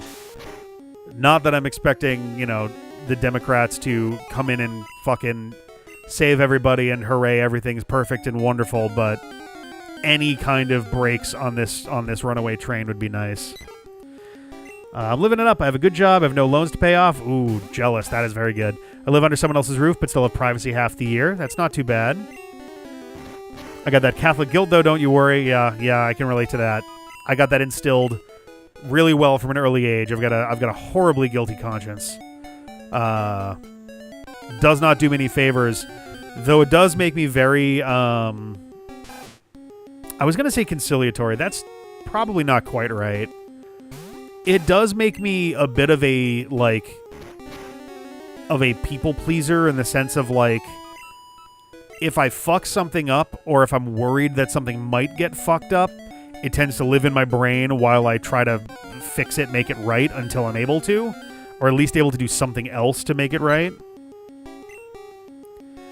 Though that in addition to like procrastination, it would not, I am almost certain I have undiagnosed ADHD. I would never say that I have it, not having had it diagnosed, but my suspicions are high.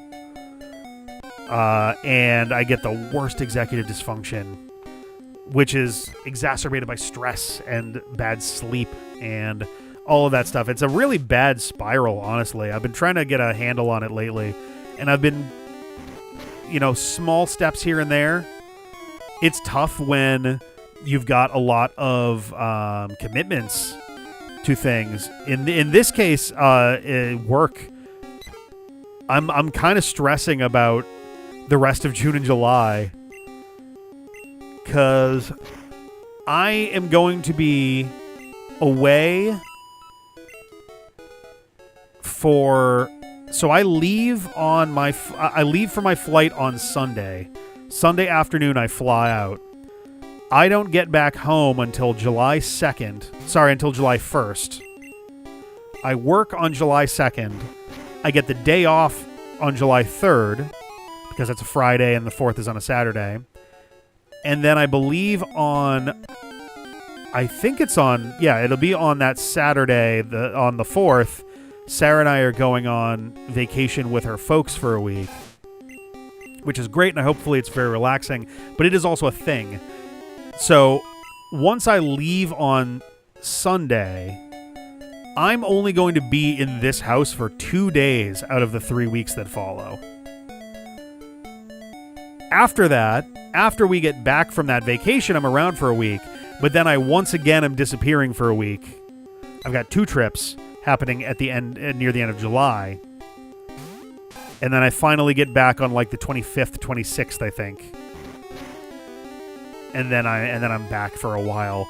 And that's like, it's so much time. It's basically 4 weeks out of a 5-week period that I'm not around. And I'm like so stressed about that. And it's not even so much like, oh no, I need to get a bunch of videos ready for that, because like I can do well enough with remote editing, at night or whatever, when, after our offsite for the day is over and everyone's going to bed, and it's like, all right, cool, maybe I'll hang in my hotel room and, edit a video or two of like Pokemon or something and kind of do those for the hell of it. And we've got like VODs and things that are going up. So like none of that's really the thing that concerns me. I think it's more just like I get very antsy if I can't be kind of fiddling with stuff. Especially I have several large projects that I've been working on in the background for a while. Most of which I have not announced at all because I don't want to say anything about them until they're like either very close to done or done. But I've got one that I was originally hoping to have done more or less now, and it's not done. It's not even close to done, to the point where a small chunk of it is now the goal, and even that will probably not be done in the time frame I originally wanted it to be. If it becomes kind of a slow burn thing on the side, that's fine. It was not something that was like important in that sort of sense. It was just something I wanted to do. There's another one that's coming near the end of the summer. There's another one that I'm trying to work on for the fall.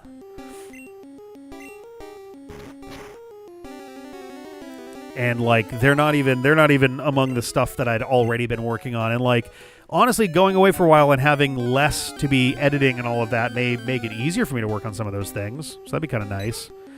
But like, yeah, I don't know.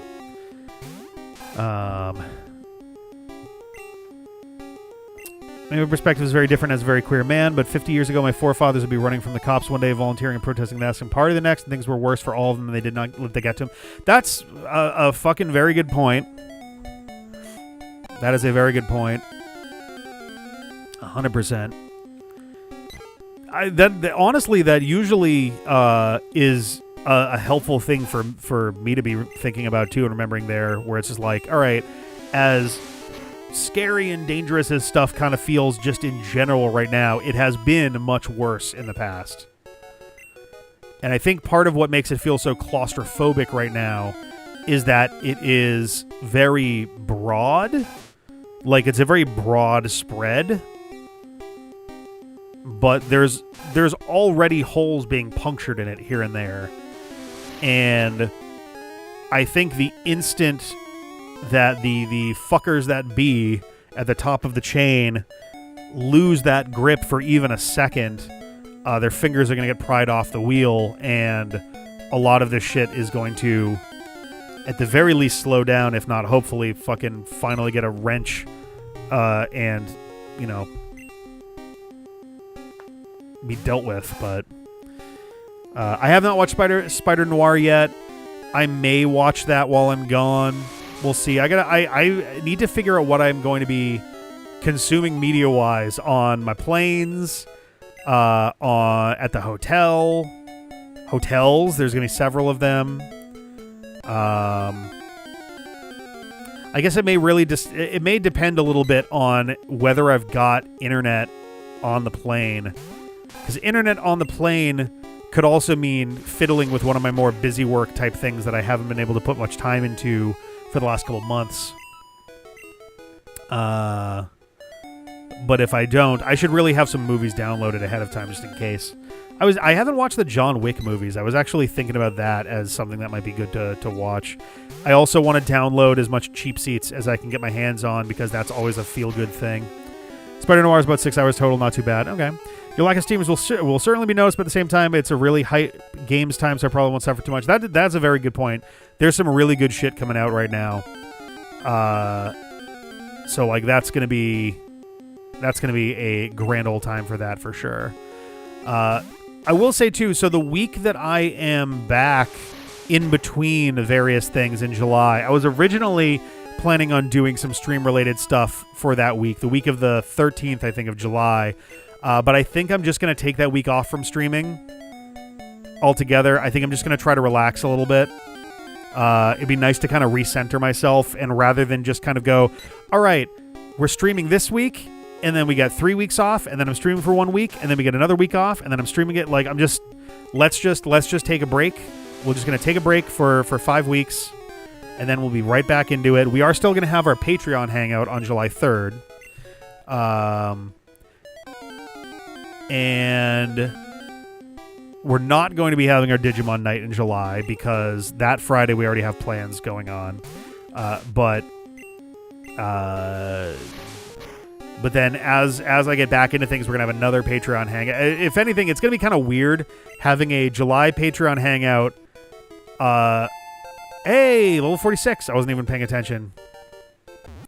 There's the July Patreon hangout. The July and August one's maybe a little more chill than normal. They're already very chill and very off the cuff, but between the two of them, there's going to be quite a bit less to talk about. The August one in particular is going to be interesting. I'm going to have probably very little to discuss.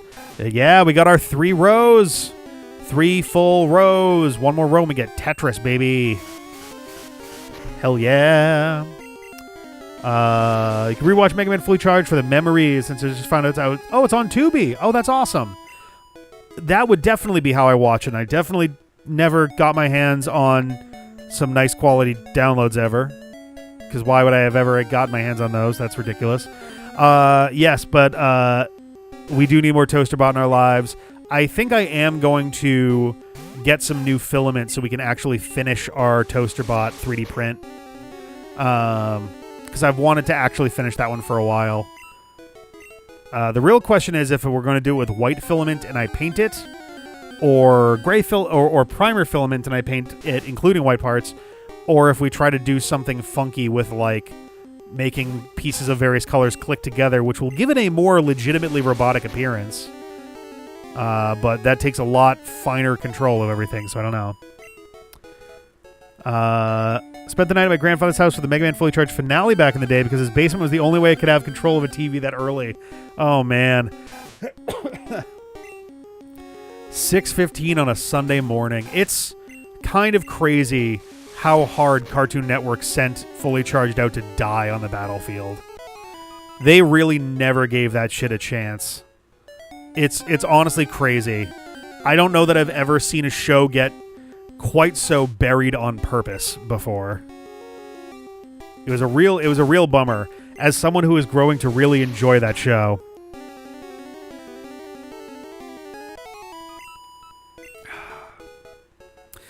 I mean, it might have been like Sonic Boom again, but also we wound up with Sonic Prime that pulled it off just fine.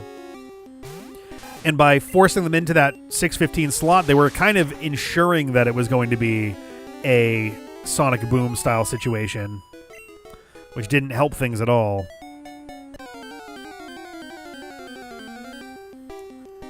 But I think we're coming up on the 10th anniversary of Fully Charged. I forget if that was 2017 or 2018. I think it was 2017.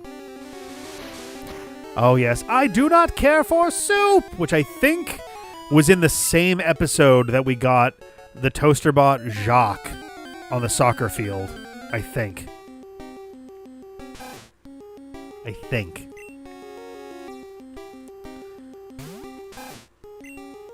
I had to rewatch a chunk of that recently because for the Fully Charged pilot for editing, because we were referring back to that. But I don't even know what the best show I cared about was. I don't think Digital Circus counts as a TV thing, but like what is actually on TV nowadays, I have no idea. I have legitimately no idea. I recently discovered that NCIS is still on the air. A couple years back, Gibbs became the main character. And I think him and one of the medical staff, not Ducky, the other guy, are the only early days cast members still kicking around. Been on like a year-long indie animation kick ever since I discovered Hell of a Boss. Okay, nice. I am interested in Gameaverse. I saw the pilot for Gameaverse. That looked... I think the premise of it is very interesting to me because it's such a beautifully constructed thing because the premise is so simple that it makes you wonder how nobody thought of it sooner. Not the broader premise of like the kind of dimensionally spacey kind of stuff, but just the premise of what happens to game worlds is brilliant. I think that's such a clever idea. And the end result of it is that very frequently the good guys will have to potentially like ally themselves with bad guys and vice versa in order to, you know, attain their goals.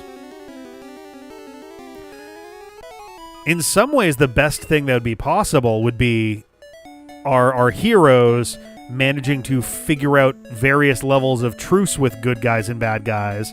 Though then the question is, if they form a truce between the good guys and the bad guys of the world, does the bad thing still happen? Did that also trigger it because the conflict is technically over? Gameverse is probably the weakest glitch pilot since Murder Drones. Murder Drones, so I have a hard time getting into Has-Been Hotel and Hell of a Boss because I think it's sort of just a self-directed, I cringe at my younger self, and there's a certain amount of like the Hot Topic musical elements of my brain that just made me go like, no, thank you. And so I just kind of never really got into. I did enjoy the pilot for both, but like it was in a way where I was like, I don't know if I could stand a long form version of this.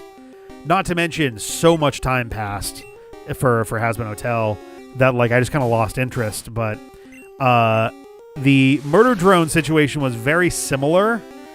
You've got those kind of like angsty characters who flip very hard between like being super confident how cool they are and oh man, I'm worthless junk, and I'm just like, oh no, what are we doing? I did wind up watching all of Murder Drones. It was all right. It was fine. At some point there was clearly a jump, like a time skip of some kind, and I'm not really sure what the deal was there. Literally, I think between the pilot and the next episode, there's some kind of time skip, and I was very confused by that. Or maybe it was 2 other episodes. I don't remember. It's a huge step down from Digital Circus and especially Gaslight District. I have not watched Gaslight District yet. Gameverse, I mean, again, it's a pilot. Because honestly, the Amazing Digital Circus's pilot is like a few steps down from the rest of the show. So I'm willing to wait out another like proper episode or 2 of Gameverse before starting to form an opinion of it for real. But like with Amazing Digital Circus, you kind of need to get into like episode 3 before it really starts to like crystallize what's going on with the show. And like Sarah was basically saying, if she had just watched the first 2 episodes of the Amazing Digital Circus, then she probably may not have been interested in watching more. But the 3rd episode, the Mildenhall Manor one, was the one that kind of like made it start to click. Yeah, Joe Body, we're talking various indie animation right now and just kind of what everybody's kind of into, TV and all that. YouTube pilot is definitely worse than the full series to the point where they remade the Hell of a Boss pilot after season 2. Did they really? I did not realize that. That's interesting. Huh. Ended up falling off of Murder Drones after episode 5. I just never got grabbed. Yeah, I think I watched the full season. I honestly don't remember. I couldn't tell you much about what happened during it. I think some of it, too, is just the way that they were doing the jokes, just kind of like... It's hard for me to get into a show where there's so many characters that are just big dopey idiots.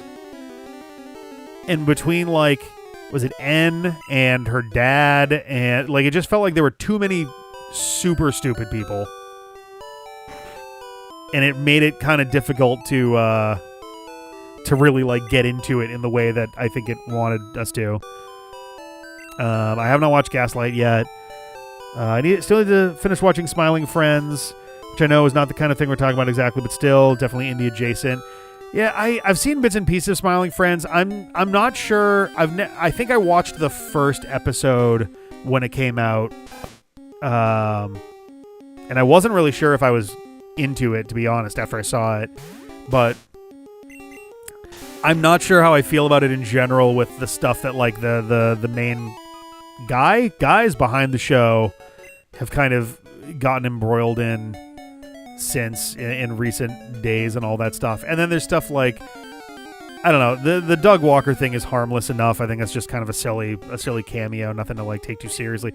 And honestly, as shit as Doug is, it's certainly anything that he's been responsible for kind of pales in comparison. Mostly, there's a few asterisks there, but mostly pales in comparison to some of like the actual problem things going on with other creators and shows and all of that jazz.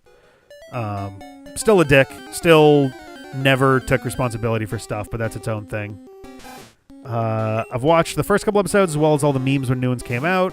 Gotcha. As a fan of the Amazing Digital Circus, it doesn't make me want to watch the rest of Glitch's stuff. I just don't really associate anything with anything at the moment.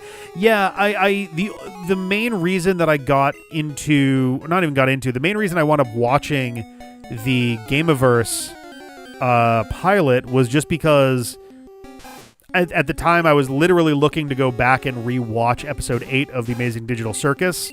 And I saw that they had a new video, and I was like, oh, sure, because I was familiar with the original concept for Gameaverse, and I was surprised that it was coming back around, and I was like, oh, okay, I'll take a look at that. But yeah, I don't know. I'm curious to see how more of that kind of goes. Very behind on animation. Amazing Digital Circus and Murder Drone still on my watch list, and I have no idea when I will get it done. I will say that if you do wind up getting into the Amazing Digital Circus, it'll happen by the time you reach 1 hour, and the entire show I think is about 5 hours, maybe a little bit less in total. I think most of the episodes are 20 to 30 minutes. The 8th episode is over 30 minutes, and then the finale is an hour long. So I guess about 5 hours, maybe a little under. It's 4.5, 5 hours. But it's very, very bingeable once you get rolling on that one for sure. They do get longer as they go, yeah. What did the Smiling Friends creators do? I need to look this up. There's so much fucking awful shit that creators keep getting into that it's hard to keep track at this point, but YouTube premiere of the finale premieres on Friday. There we go.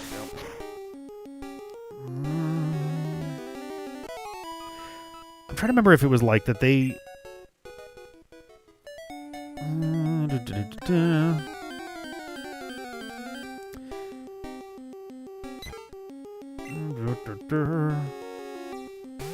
Oh, yeah, there were some concerns over the creator of the show.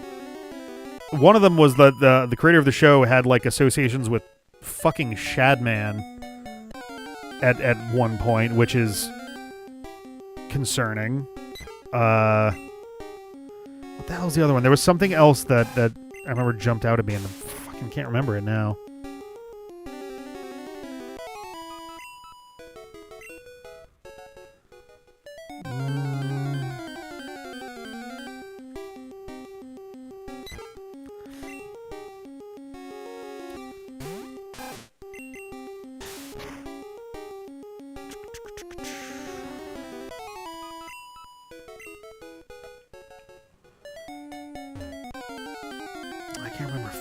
I will have to go and look back into it, but there was something that had come. I could swear there was something that had come out right before the final episode aired that wound up kind of souring a lot of people on it. I never got super into it myself, so it wasn't something that I was kind of detaching myself from, but I would have to go back and look. So don't quote me on that or anything, but Murder Drones could actually take notes from Has Been Hotel and balancing humor and sincerity, because Murder Drones, I just could not take any emotional scenes seriously because of how many jokes there were and how they couldn't flow naturally between comedy and drama. That's fair. I'm curious how accurate the sort of stereotypes about Has Been Hotel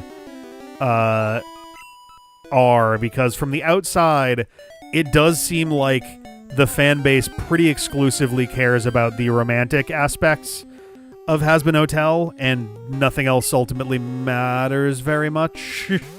But I don't know. Excited to be able to talk about it with people soon. Yes, yeah. I Wish I had more time because I was actually debating putting together a video about the Amazing Digital Circus ahead of the premiere and releasing it either on the 19th or maybe the 20th just to give it some space. Just kind of like examining it a little bit because there's a lot to really dig into. The finale is certainly interesting. I'm excited to be able to have a version of the episode I can pause to look at certain things. Yes, that as well for sure. 10 points for flora and fauna. Here we go. Cool. Right back in immediately. Holy shit.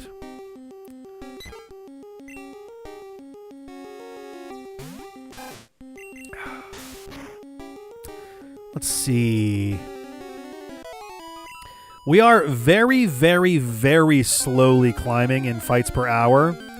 I don't think we're going to make it to 140. I was kind of wondering if we might make it to 140. I don't think that's happening. We are, however, getting awfully close. We should get there before... No. Probably not. We'll be getting to 100,000 experience very close to the next time we have to go back to Mom's house. The shippers are there and they're very loud, but they're mostly on the younger side and, in my opinion, easily ignorable. Fair enough. And yeah, who knows? If I get bored enough on at night on these trips, I may wind up, checking out Hazbin Hotel.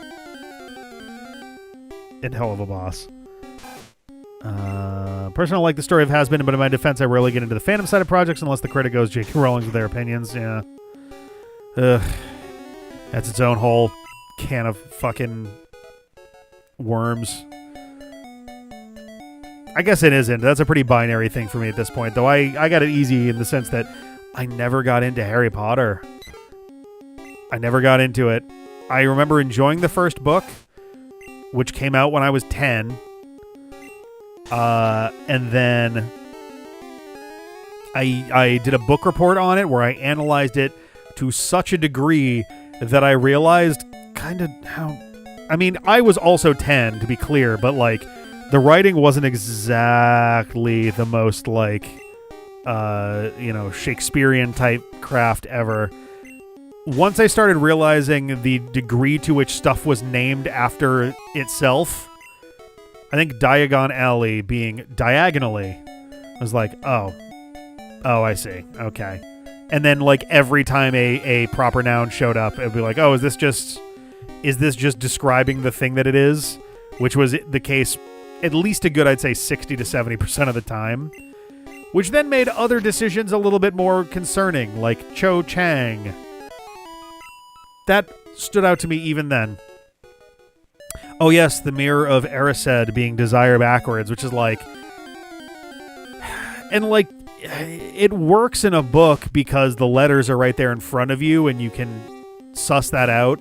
But in a world where that is a word that is mostly being spoken out loud, it makes it feel a lot sillier when you start thinking about how that works. And again, super on the nose. It's a mirror, so the word is backwards. And it's like, blah, blah. Getting my mother to stop interacting with Harry Potter shit is being difficult. I have friends who are still refusing to disconnect from Harry Potter, and we've had arguments about it, and it's like, it's kind of getting on my fucking nerves, if I'm being real with you. But like, these are friends who are our age. These are friends in their 30s, and it's like, you don't need these books. You don't need these movies. You're a grown-ass adult. This shit is made for babies. You can get on with your life.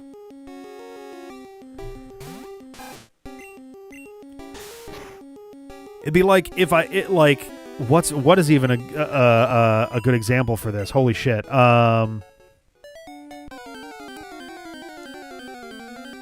Jesus, I don't even know.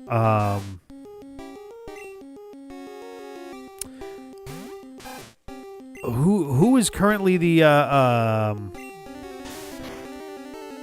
trying to remember the name of the producer of Sonic right now. Oh, god damn it, I can't remember. But it was like, I don't know, if there was a game like, I don't watch fucking Kevin Spacey movies anymore. Though that's its own whole thing. This is I don't know if there's like some stuff going on with that or whatever, but like that bummed me out because I was very into House of Cards and I liked Baby Driver, and it made it real hard to want to watch either of those afterwards. But Undertale Deltarune fandom, yeah.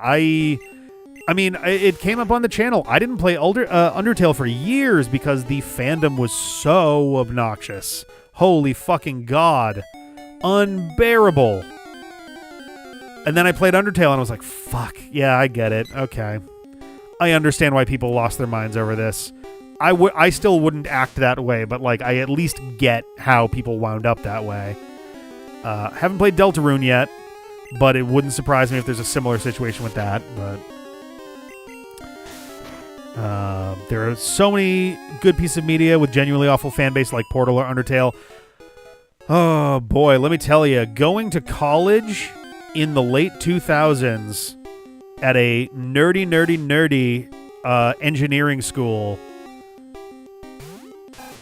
with awkward like theater kid engineer nerds, including myself. I am one of those types. That I'm in that intersection.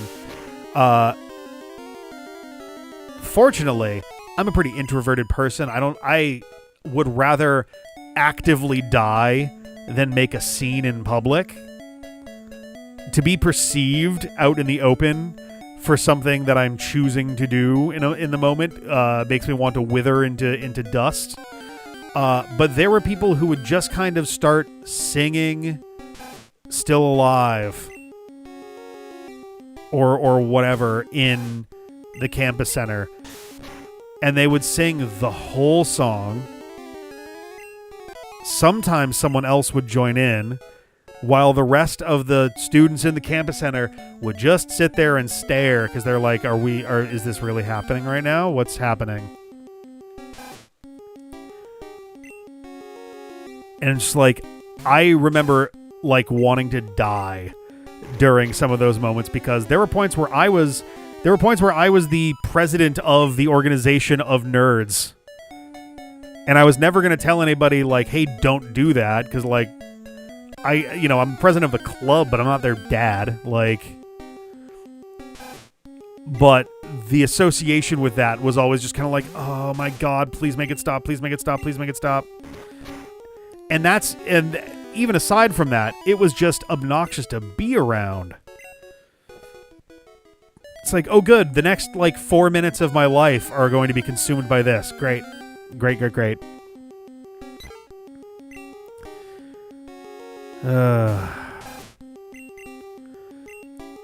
Whoop, damn it.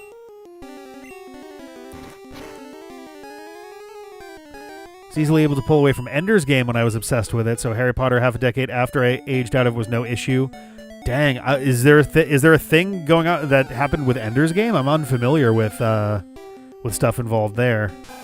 I wouldn't be overly surprised given like the nature of the story and all that. I've also never actually read it properly myself. I own it. I own the book, but I've never read it, and I have not watched the movie adaptation either. Oh, wonderful. Great. Cool. We can certainly add folks like H.P. Lovecraft to that list as well, unfortunately. Great. Devout Mormon. Okay.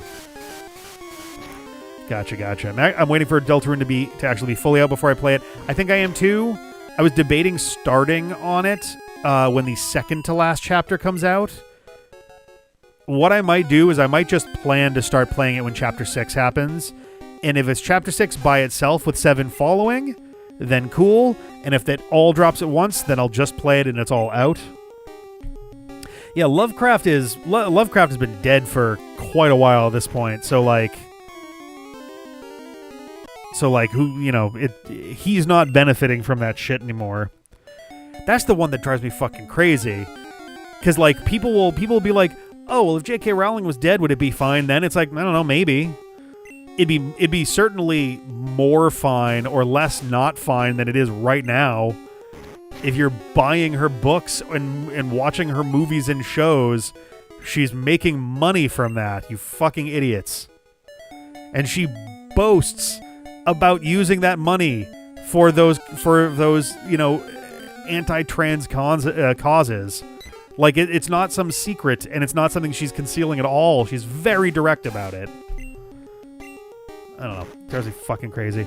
Someday you reach LEGO Dimensions Supersonic Let's Play, and we'll finally hear the third Gladys song. Please, God, no.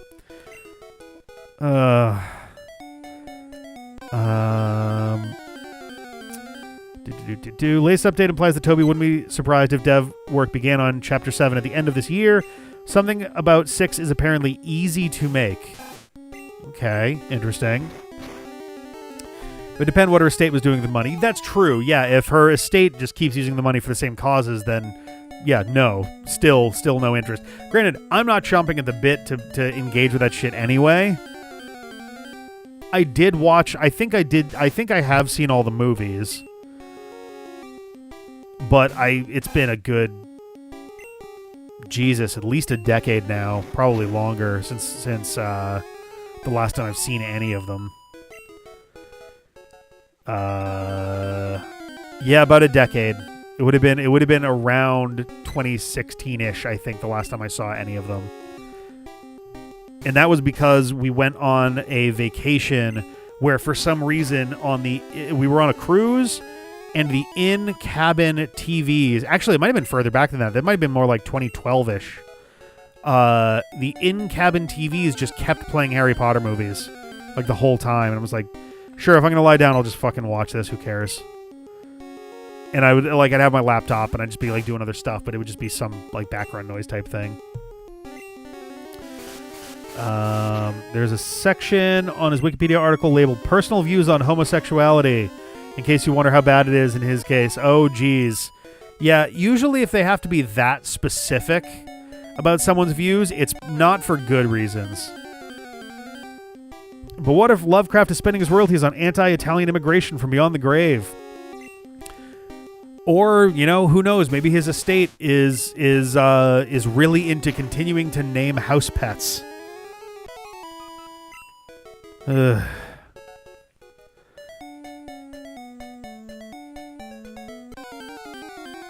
It's very... I need to go back and rewatch... H. Bomber Guy did a video on... Shit, what the hell was the movie? It was a movie that was an adaptation of the Innsmouth story, the one with Dagon.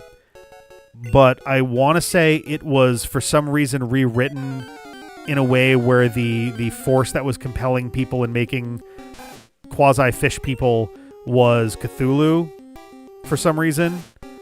But H. Bomber Guy told a very, kind of moving sort of personal story through that, where he found this movie. It's not amazingly well made in, like, a technical sense. But the plot has to do with the main character is a gay man who comes home to his family and the town that he kind of grew up in, and like everybody in the town is like pretty hostile towards him. I think he's a teacher too. I think he's a school teacher. I don't know how that impacts stuff in the plot. But while he's dealing with that, he's also kind of uncovering the weirdness of the town, that there's some kind of cult thing happening. And H. Bomber Guy talked about the first time he saw this movie, he didn't really understand any of the metaphor going on. It was just kind of like, didn't give a shit about the movie, thought it was not good. He kind of crapped on it back in like high school or whatever. But then he wound up watching it again in his 20s after he had learned more about himself and his sexuality and his identity and things along those lines. And he kind of like realized, the metaphor, of otherness and things that were going on in not just otherness, but also the kind of exclusionary,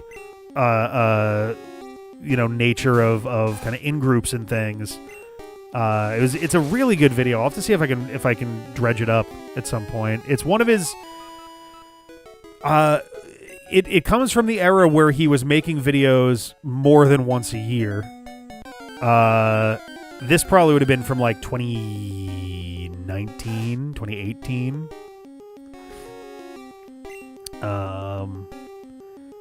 But yeah, fucking some people are so unwilling to look at the wizard books with any kind of critical eye regarding the content either. Yeah, that shit drives me crazy. People are like, oh, what? It's just a harmless kid's book. It's like, that's the whole idea, though, is that by its nature of being just some innocent kid's book, it's a way for the person who benefits directly from it to kind of worm their way in and just be like, oh, it's just an innocent thing. It is in some ways, paralleling the classic, the Nazi bar, allegory, what have you, of sure, the first Nazi that shows up may behave themselves and may not cause any trouble, but if they bring their friends along, suddenly you've got a bunch of Nazis in your bar. And it's a similar sort of thing where, like, okay, well, now she's got more of a foothold and she's part of the media presence of the UK and the globe. And it's all because, oh, well, we let the first bit in and it got a foothold, and now we're not really interested, and now we're not getting rid of that. And so now it just expands. H. Bomber Guy is not updated uploaded since 2023? That can't be right. Was the last one his year late Christmas special? No, that was from like 2021-ish. No, wait. Oh, damn. Was that from 2023? The War on Christmas is an older one, but he did one that was legit like a year later than he was trying to put it out. Dang. Last one was the last one really the plagiarism one? James Somerton? Dang. Holy shit. Damn. Okay. So it's been 2.5 years. I think I'm a patron of his still. I have been for at least a handful of years now. I would have to go and look to see if he's updated anything in there about stuff he's working on. Because, like, by contrast, I'm also a patron of Quentin Reviews, and he's been very open on his Patreon about stuff that he's been working on slowly but surely. And now he put out his Grumpy Cat video a week or two ago. So not the Digimon episode. No, not the Digimon episode with... Is it Dragomon? Dragomon? The one that is visibly inspired by Dagon, but is also visibly Cthulhu. Funnily enough, apparently despite being a super Mormon with homophobia powers, he has called himself a moderate Democrat as recently as 2020. Interesting. They dubbed it as Dragomon, yeah. Dagomon in Japan, okay. After having said it out loud, I'm like, oh, that would explain why it's not yeah, that makes sense. I kind of regret saying that.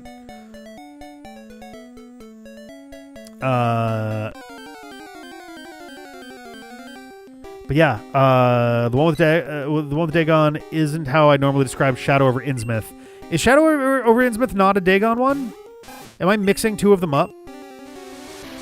I thought Shadow over Innsmouth was a Dagon story. Or at least a story that featured a cult of Dagon, or at least spawn of Dagon or something.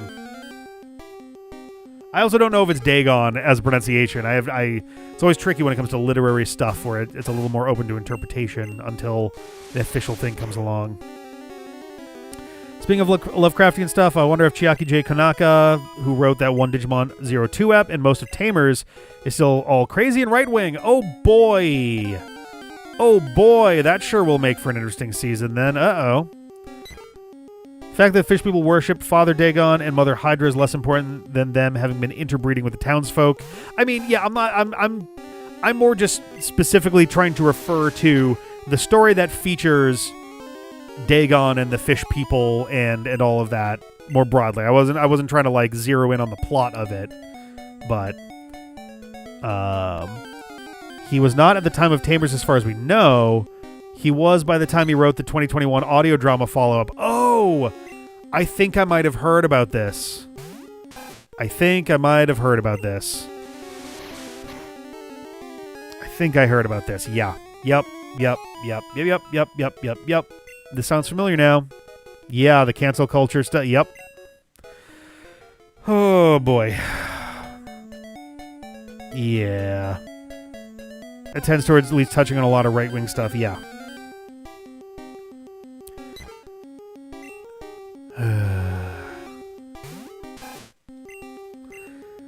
All of the right-wing complaints about cancel culture stuff is so fucking frustrating because it simultaneously downplays the stuff that people do get canceled over while also like downplaying the reason why people go to those lengths in the first place. And it's like, people get pissed when people don't take responsibility for their fucking actions, man. It's really not that deep. And when people do bad shit and then, like, brag about getting away with it, yeah, people are going to probably make their lives a little miserable if they can, if they're just going to get away with it otherwise. Like, that's how that shit goes. Looked up on your channel, the most recent videos he made when H-Bomber Guy last dropped a video were the finale of Sonic Frontiers, Part 24 of Kirby's Return to Dreamland Deluxe. Oh, that's interesting, because my brain feels like Kirby's Return to Dreamland Deluxe is much more recent than Sonic Frontiers. And post-game Part 9 of Pokemon Legends Arceus. Ooh. Okay. Which, in fairness, that was also here. That was not long after we moved in here, because Arceus we wrapped up. Not on this couch. It's the couch is upstairs now, but I distinctly remember being right here playing Legends Arceus and being in this room for Return to Dreamland and Sonic Frontiers. Dang, the time fucking flies. I don't like it. I don't like how fast the last couple of years have zipped by. It makes me anxious. I don't like it.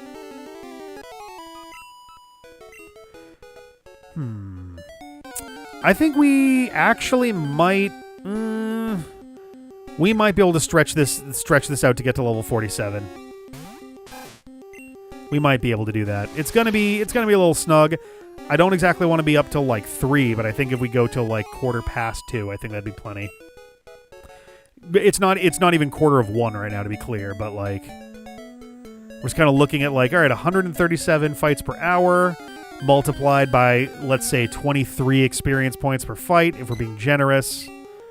You know, we're looking at a little over an hour to go.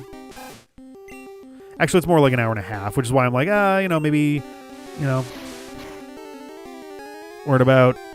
We missed 10%. Did we? No, we didn't. We're at 99,425 experience points. We are very, very close to 10%. Unless you're looking at a different metric. Oh, we're more than 10% of the way through our fights, it looks like. Through the current number of fights versus expected fights. Yeah. So that expected number of fights is based off of the pure expected average experience per fight. Those numbers aren't going to change, but they will by the end give us a clear picture of how fucked we got as we went through this stuff.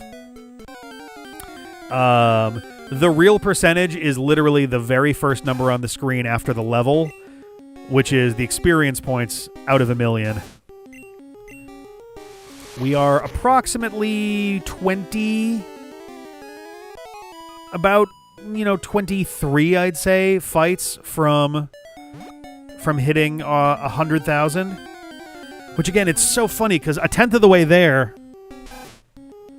with 10 streams so far, granted a few of them have been rather short, is not a lot, but 100,000 experience out of 1,000,000 does feel like a pretty big chunk too. This is very fascinating, just the way that the framing can kind of change.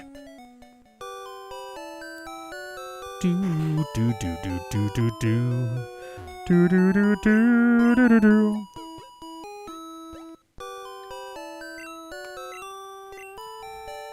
All right. Back in. Imagine transferring strats into Pokemon Bank and learning they were shiny the whole time. Sadly, I think Joe, either Joe or Alksprit, I think it was Joe, was the one to mention that sadly, because we caught this Rattata the way that we did, it is guaranteed to not be shiny, which makes me very sad. I do wish that it could be. But apparently grass-caught Pokemon in Gen 1 are always not shiny. Which feels like a weird... that feels like a strange way for that to wind up working mechanically, but wouldn't know the shiny math, so that's Joe. Yeah, I don't know if it has to do with like specific like DVs or just some personality value type situation going on. The only random encounters that can be shiny in Gen 1 are Pokemon you catch fishing. Yeah. Which, to be fair, when Strats is at level 100, we are going to have to catch I believe, Tentacool at some point along the way, so it's entirely possible that our Tentacool friend could be shiny. That would be the crazy one. After spending 300 hours grinding a Rattata, we randomly grab a Tentacool because we need the HMs and don't even use it otherwise, and that winds up being shiny. Just a flat 1 in 8192 chance. That would be fucking nuts. Actually, I don't know if it's 8192 because of the way that the shininess winds up happening here. If it's some other different calculation, but... Thick shininess being tied to stats in Gen 3, yeah. Because, yeah, it's... I think the way that it works in Gen 2... Because in Gen 3 forward, they're very directly linked. I think in Gen 2, stats and shininess are read from the same source, but in different ways. It, like, calculates it out doing, like, a strange, like, formula or whatever, I think. I don't remember. I would have to go back and look at it, but... I think the overworld to gift Pokemon can also be shiny because I've seen people shiny hunt Mewtwo in VC Gen 1. Interesting. Yeah, those are possible. Okay, alright. Which I think does hilariously mean that the Squirtle that we throw away could have hypothetically been shiny. Due to correlations between pseudo-random numbers in the Generation 1 games, Pokemon encountered in those games in tall grass, on cave tiles, or by surfing on water cannot have the set of DVs that would allow them to be shiny in Gen 2. Which is hilarious because that is functionally almost every random encounter in the game. They're the only ones that happen to you instead of ones that you activate. Because gifts you activate, static encounters you activate, and fishing you activate. Everything else is stuff that triggers for you.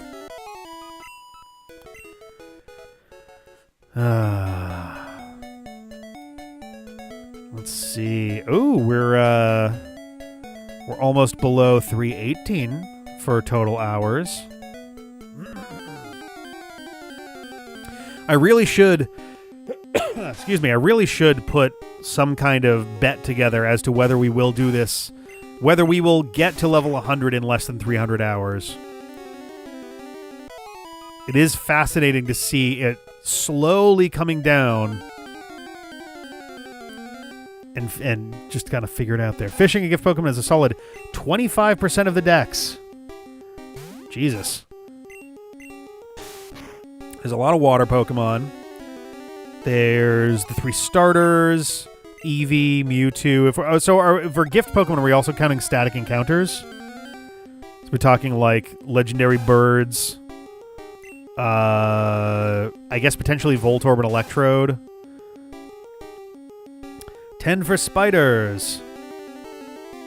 And another 10 for spiders.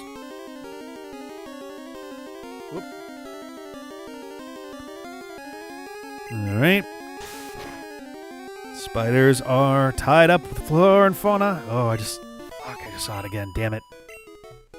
Oh, this fucking thing. Throw something at it. Oh, I lost it. Damn it, I saw it. Piece of shit. Legendary Snorlax. Yep.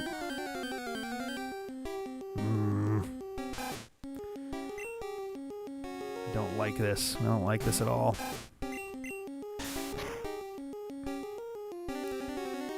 I can't wait to close that fucking door. Biggest problem is going to be if the mouse is... Oh, I can literally see it right there. God damn it. It's so distracting. It's like bugging the shit out of me. And it keeps bolting away from the fucking closet. That's the real issue here. Lapras is a gift. Yep.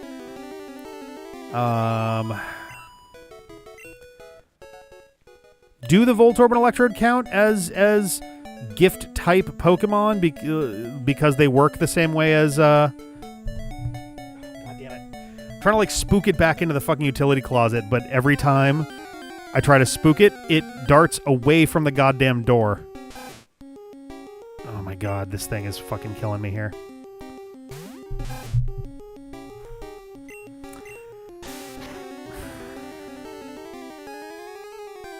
I'm like waiting for it to dive into the door so I can just close the fucking thing. Voltorb and Electro can be? Okay. Did I just make this thing make a bunch of noise when I did that with the mic stand? Uh-oh.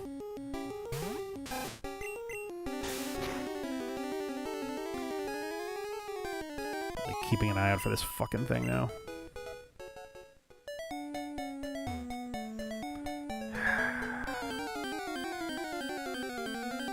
This is not how I wanted to have this night be spent.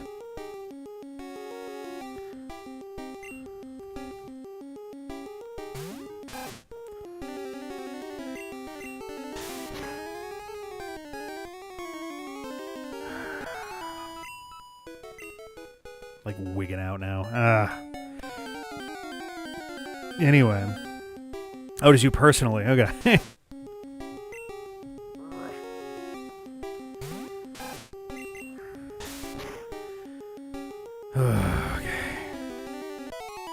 There's only one friendly road on the right side. I should have worn. I got a new shirt. I actually got a rat shirt that just came in today, and I didn't wear it because I haven't... It came in today, and I hadn't taken a shower since then, so I didn't want to throw on a different shirt for it, but I got a King of the Rats shirt, as well as a King of the Rats tank top that is one size lower for me to use as a workout shirt.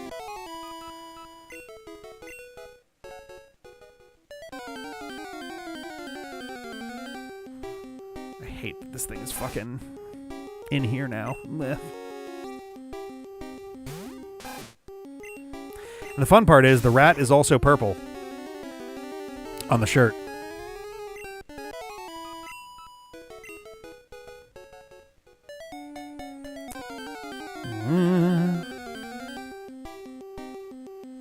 Oh, we're down to about 4, actually almost certainly 4 more battles before we hit our 10% mark.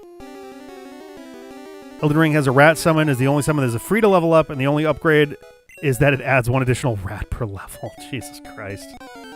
That's funny.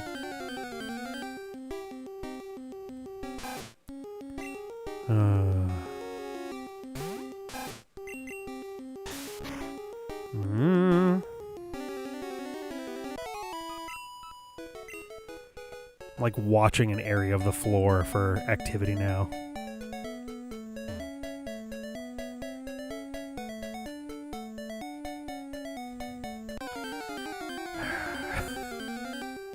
Me being distracted by it is probably super distracting itself, so I apologize. How fitting that this is happening as we're hitting the 10% mark. Should have one more battle to go. Ooh, very close there. 99,997 experience points. So our next fight here, number 4,370, will get us to our 10% mark for experience. If we ever get another battle, that is. There we go. Jesus Christ. Dude wanted to make us wait for it. All right.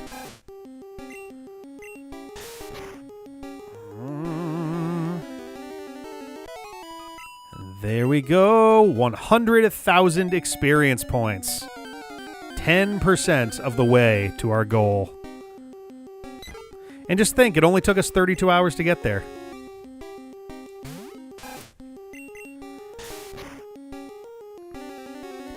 I mean, not even I hope so. It's literally 10% of the way there. We have 10% of the experience points we need.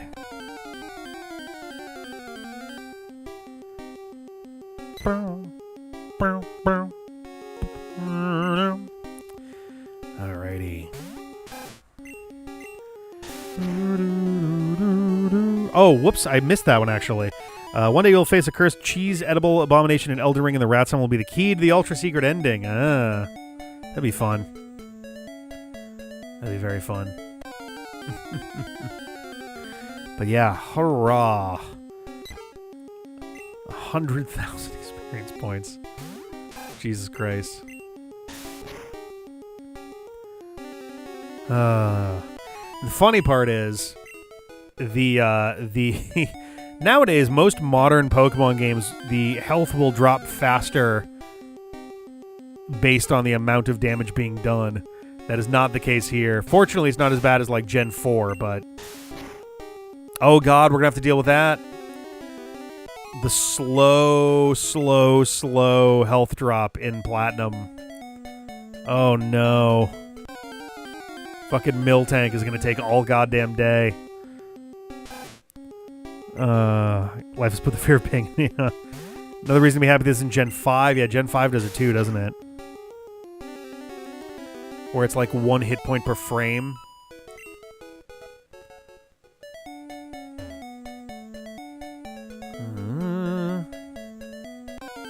There we go. Wild Pidgey I've had. I forgot that I've got a box of tissues nearby, so I can huck little wadded up tissues.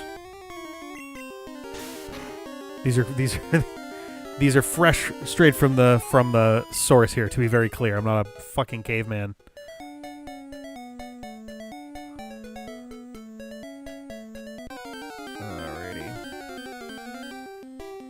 Checked how many Pokemon can be shiny in Gen 1 VC, and between the Japanese and US version, it's 67, almost half the decks. All right.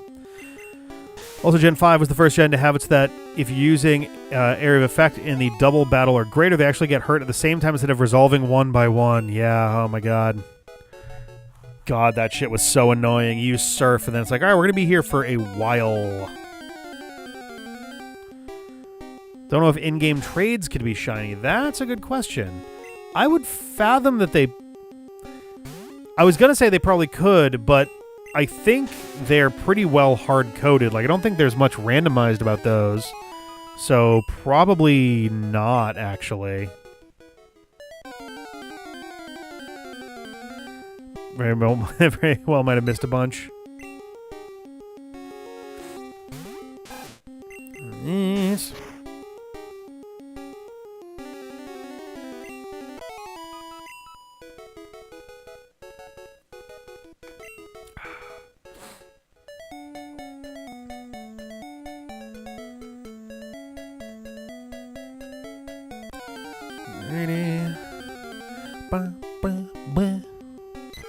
Blue.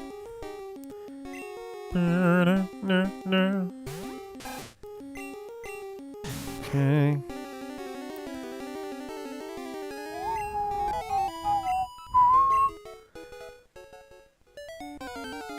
Okay.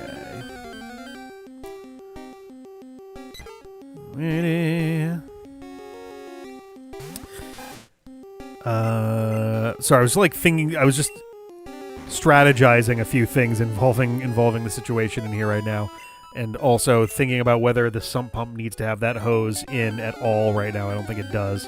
That'll help on the door closing things. Let's see. The way I hear about them, I think in-game trades are shiny locked. They're always built with some specific stats or something. Yeah, I believe so. Oh, the general Pokemon battle systems to still be sped up a bit. Sandstorm damage should hit all opponents at once.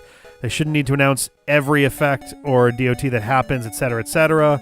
Winds and Waves does that, a little of that. Yeah.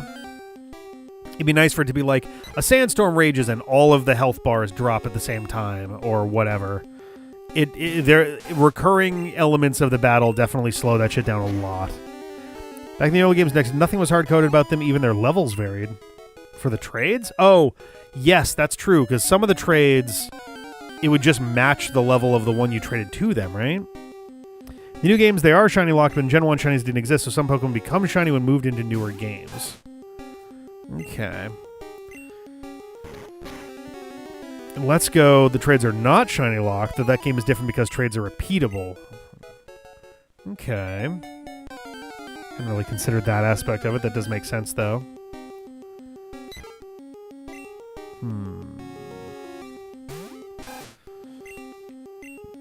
Oh, excuse me, my God.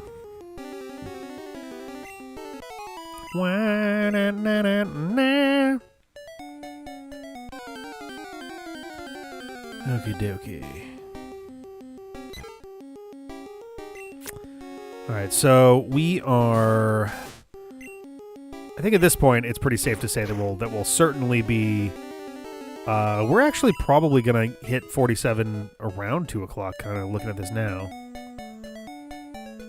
So actually, it won't be too bad at getting that to happen. It makes playthrough slightly more interesting. I think I had 1 or 2 Alolan forms when I run. That was something I did actually really like about how Let's Go worked. Having the Alolan trades get in there into the mix, especially since Gen 1 had so much love out of the regional forms and Megas as well. It did add a lot to that. I thought that was kind of nice. To kind of bring it all back into Gen 1, essentially. Speaking of shinies, I got a shiny Beldum today in ZA. Hey, finally making up for the missing shiny Beldum event in ORAS. All right, nice, nice. We still have not seen, other than the scripted shiny Mareep, we have not seen any shiny Pokemon in ZA, or at least I haven't. I think Peter has, but I have not seen any shinies other than the scripted one so far. But in Arceus, I wound up finding a bunch. I think I found 5 between my 2 playthroughs. There was the Machop. There was a Paris.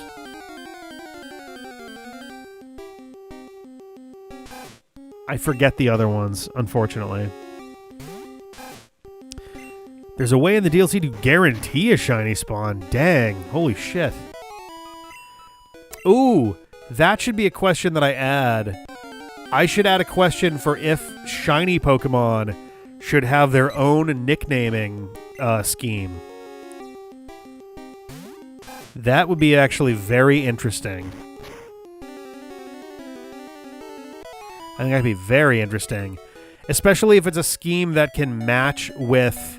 that can be, like, applied in a way that works with other schemes.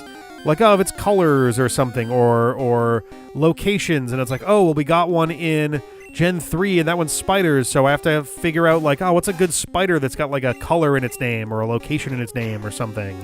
It'd be kind of fun. There was a shiny hunting event recently that I found a full odds shiny lantern in Heart Gold Soul Silver. Nice. Very cool.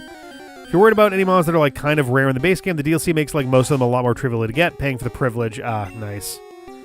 Yeah, we're going to see how things go. So far, it hasn't been too bad, to be honest. But, you know, as we get through more of the game, you know, we may wind up having a harder time there. 10 more for Flora and Fauna. Badoop. Alrighty. You've been keeping track of second place nickname scheme choices. I have been, yes. Yes, I have. Because it came up. We've only done the nicknaming thing once before. Let me see.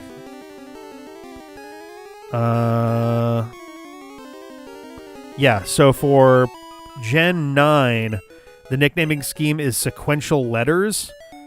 So, like, the first Pokemon to catch has to be named with an A, the second one with a B. And then the second choice for that one was random wiki pages. Random wiki pages took second for Gen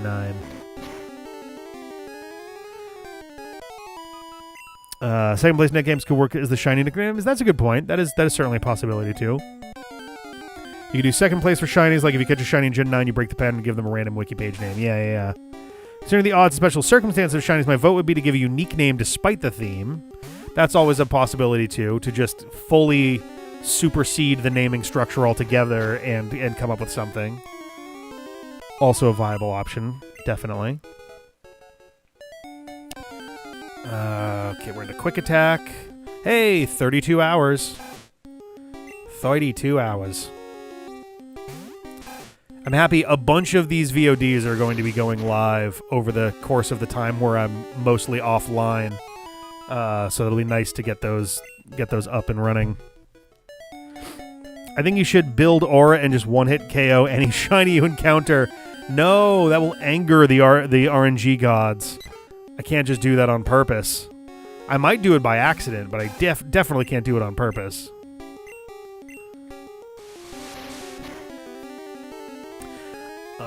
We're legitimately a good year out from starting, from wrapping this thing up, but at some point I will want to start crafting my idea for an overlay because the RNG gods are mad at you enough already. Exactly. I would want to have, myself. I want to have the chat. I want to have the game window, which will be different in different games as we go forward. I also want to have an area I want to have an area that can at least show my team, like my current active team. I would love to have an area that shows the current area and viable catches. If I haven't caught something there yet. If I have caught something there yet, I don't know, or if I'm not actively hunting for my catch in an area, then it'd be something else. Ooh, god damn it. God, fuck that stupid thing.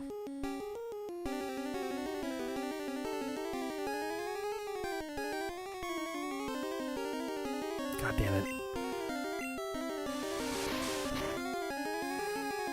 This is going to be a weird VOD for people watching this after the fact. I apologize.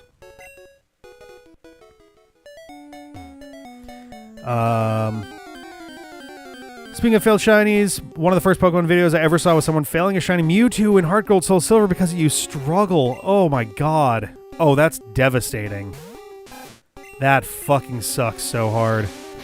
Not sure exactly why, but it reminds me of one time watching a Nuzlocker. They got followed on Twitch by a user named I Hope the Nuzlocke Ends, which can be interpreted a few ways. Yeah. I'm pretty sure she's a YouTuber now, the person who failed the Mewtwo. Oh, that's cool. That's fun at least. Oh, God. That's so rough. That'd be brutal, having that happen that way. Oh, God.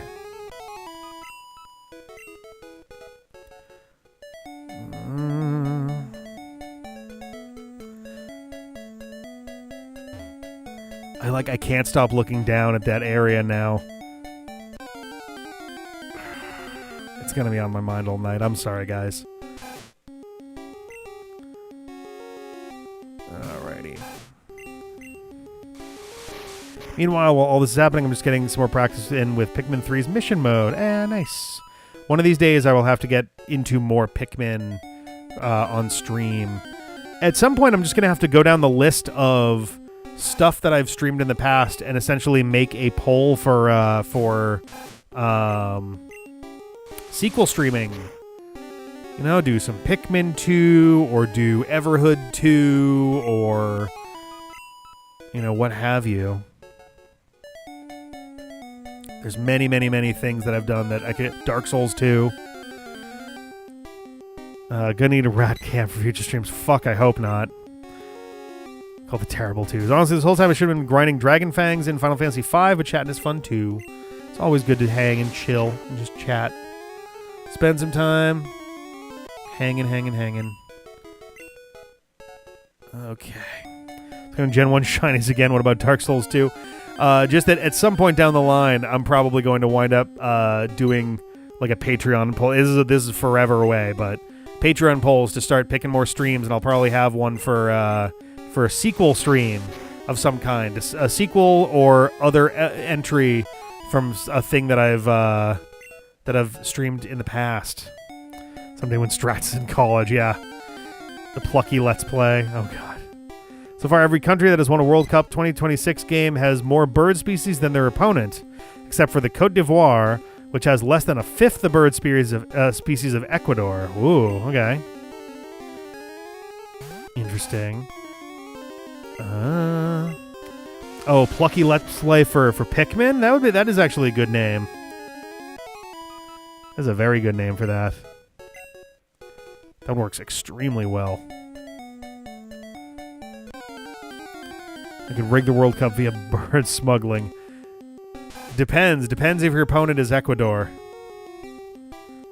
Or I guess Côte d'Ivoire now.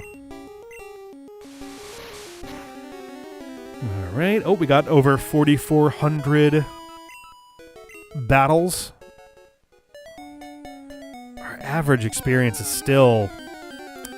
It's going down. We got it above. We got it to like 22.91-ish earlier tonight.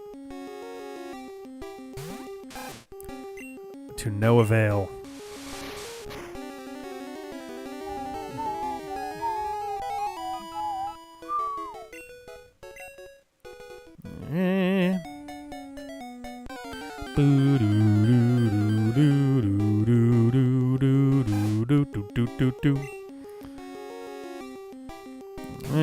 You love Dark Souls 2. If you kill an enemy enough times, it'll go away permanently. It's like 15 or 20 repeat kills, but I can see you stumbling into that anyway out of frustration. Does it count if you... I guess it would have to, because dying doesn't really reset anything other than it sends you back. So I assume if you die and then, fight it again, that is counting towards the thing. It's very interesting, because that does imply that unless you augment your bonfires, that there is a limited number of battles you can even have in the game. And thus also a limited number of souls you can collect. And thus also a limited, level.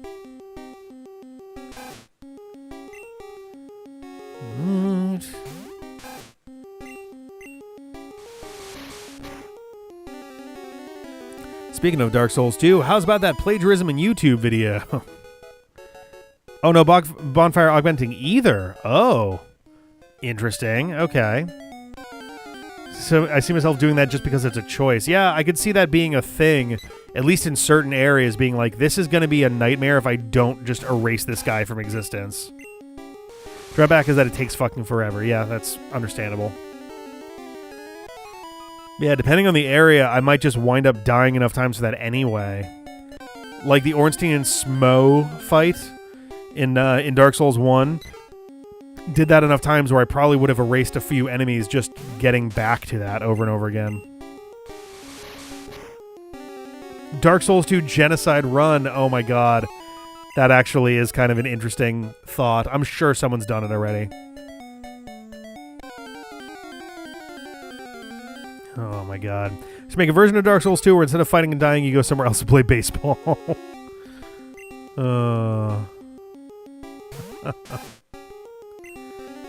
Oh, man.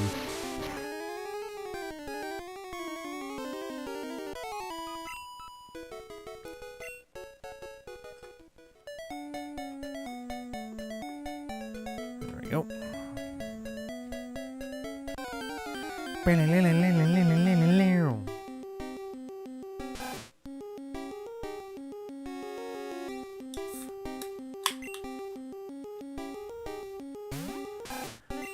Ba-doop.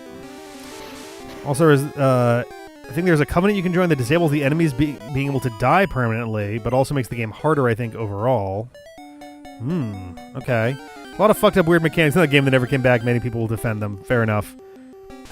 And the lyrics to the song Starfucker over and over again. Nice.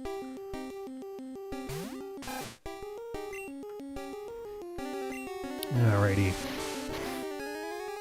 Beep, beep, beep. It's the only Souls game Miyazaki didn't direct. Oh, yeah. Because then he came back for 3 and all that jazz.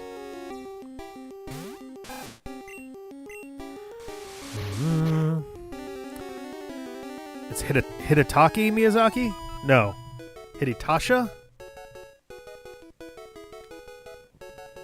Hideaki? Why am I'm blanking on his other name. Dark Souls 2 is almost like Zelda 1 to Zelda 2. Expect no previous knowledge to help you. Ooh, okay. Interesting. Hitotaka. There we go. Okay. I was like, I feel I was like spiraling around it. Alright.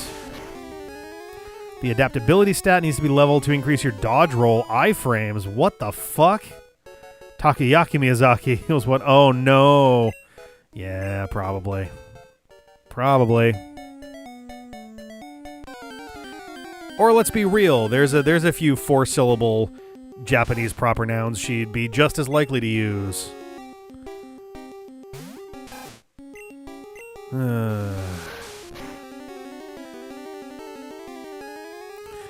I don't even want to say them out loud as a joke just because it feels disrespectful to even go down that road.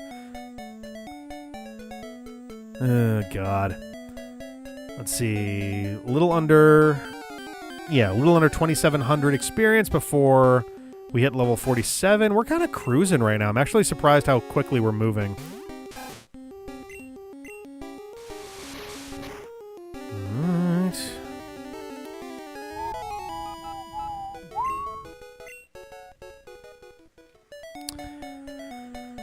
However, it is Dark Souls, so at the end of the day, it is a ton of fun once you're in the swing. I was scared at first going back to it since I started with 3, but ended up loving it too. I mentioned at the beginning, but never elaborated, the improved Switch 1 eShop is just the Switch 2 eShop without the auto-playing videos. Still loads slowly, but you can no longer scroll past the part that's loaded, so much smoother overall. Alright. It's not too bad. Ooh, motherfucker.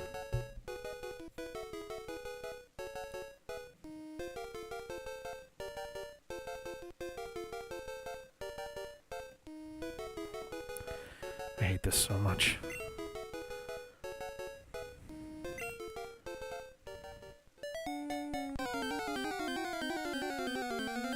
It's like going to the Ninja Cafe and just being like, I thought I saw something.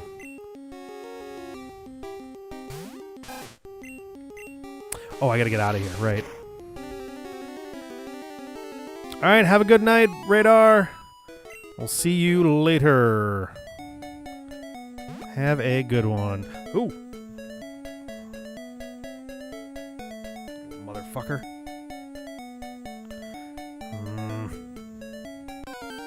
It was very close for a second there.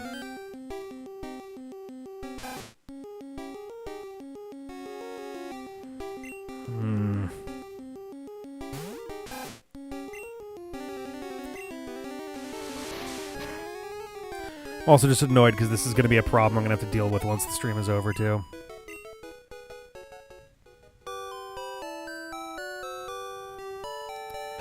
Ah, yes, the spider agenda.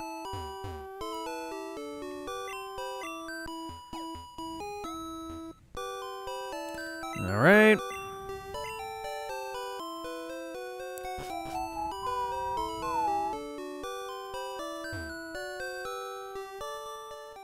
Okay. Ooh, we're on the last panel there. All right.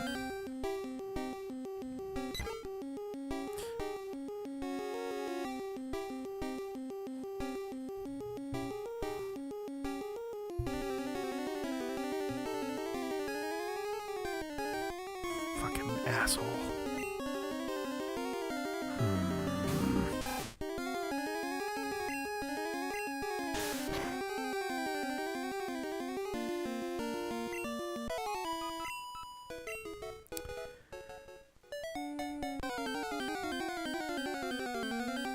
I would let Tonka in, but I really don't want her catching and dealing with this mouse in the middle of everything right now. This would explain Tonka's been really interested in the areas down here the last couple days in particular. This would explain a lot.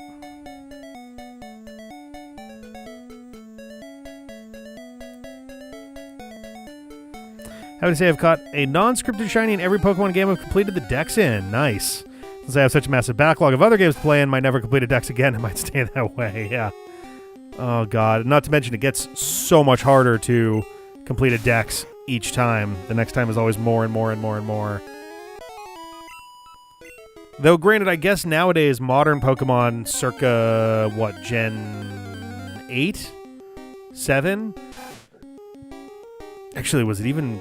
No, it would have been 6. It would have been 8, I think. At the very least, it's not, you know, a full-blown, complete national dex every time anymore. If you're aiming for a completed dex. Pokemon Galarap edit, yes. Every now and then I'll go back to that too. That one's a fun one. The original Galar dex was just like, Jesus Christ, it was bare. Alright. So for completing the decks in new games compared to the older ones, I mean, the newer games definitely make it generally a shitload easier than the older games did. The older games had some really circuitous stuff now and then. So Gold, X, Alpha Sapphire, Sun, Ultra Sun, and Shield. All right. Okay, 600 Mons in Violet. Enjoy every minute. Getting 250 in Silver is like 3 times harder. Yeah.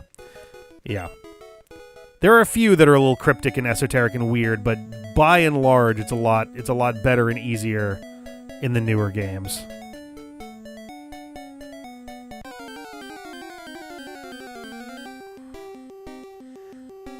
It's not helping my, like, not paranoia, but like kind of like darting around looking at stuff, is that there's a big fucking table directly in front of me, so I can't see the direct center of the floor here. Should make it a lot easier for me to eyeball this little piece of shit.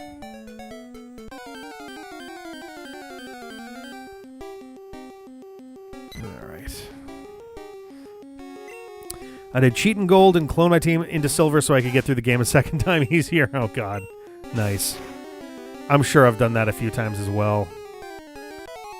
Not lately, but I've certainly done generally that in the past. Oh, it's hot in here. Alright, let's kick this thing back on.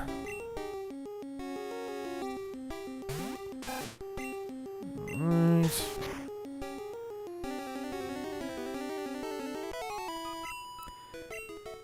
Oh.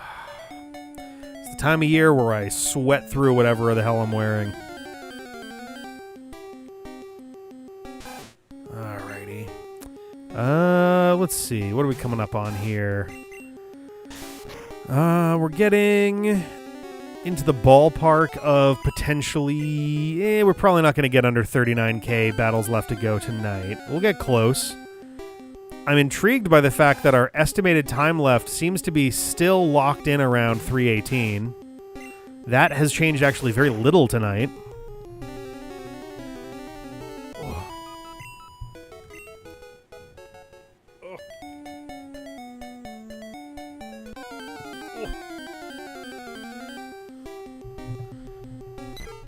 It's like sitting on my foot, which normally isn't too bad, except...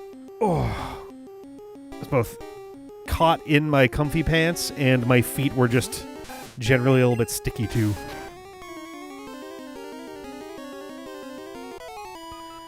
Okay. I had a cloning mishap in Silver back in the day. Ended up with 6 Persians overriding my team. I was rolling in payday money though. Nice. I too could have 1 million pennies if I wished. Actually, no making pennies is forbidden now. Oh yeah, that's true. There's no more pennies.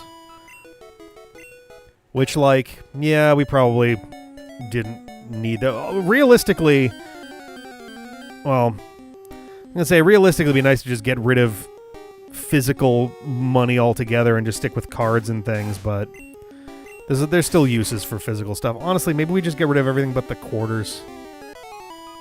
Quarters and up. Make it simple. I don't know. We're at a point where if we wanted to be minting stuff, where we're potentially needing to mint dollar coins more, as well as like 2 or 5s, if we wanted it to be a you know, get rid of money altogether. Yeah. It's great telling old people at work, we're just going to round down. Please do not go digging through your purse. Yeah. It's like, forget about it. Don't worry about it. It's not important. Alright.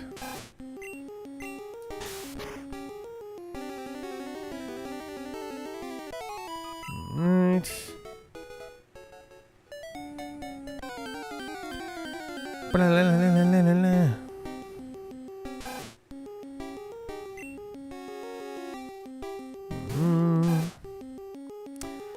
Speaking of work, I should get some sleep. Yes, definitely. Have a good one. Have a good rest. I think we are going to get ourselves to 47 tonight, and then we'll probably be wrapping it up around then. Man, our average just keeps dropping. We're getting a terrible pulls tonight. A lot of level 2s. A bunch of level 3s, too. Except when it gives you cool things like video games. Yeah. Oh, God. Alright.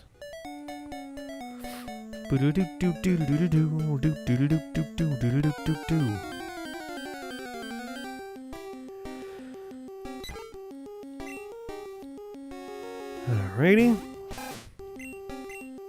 Tackle.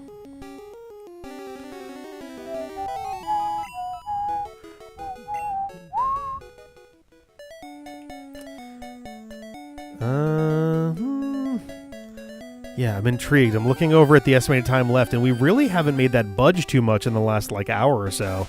In terms of, like, total time, not just the estimated time. The estimated time is going down at about 1, minute per minute. Ugh. Come on. Do. Okay.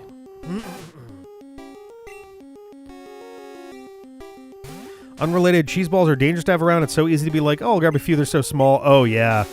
And then you get that salty, cheesy texture on your tongue and in your gums. And it's just like, I'm just going to, I'll just have a few more. I'll just have a few more. I'll just have a few more. So difficult to stop with those. Such a pain.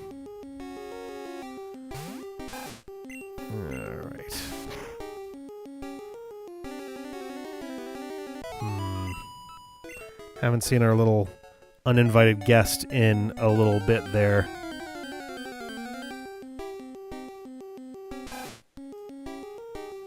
But I am pretty sure it hasn't gone back in the door.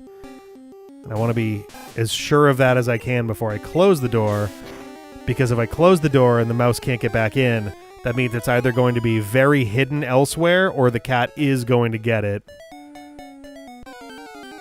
Which, like, isn't the worst thing, but it's honestly just something I don't want to deal with. I'd rather just, I don't know, do the traps. I don't know.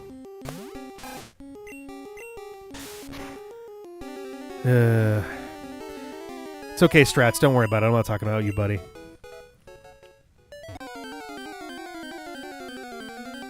Alrighty. Yeah, we got a little over 2,000 experience to go there.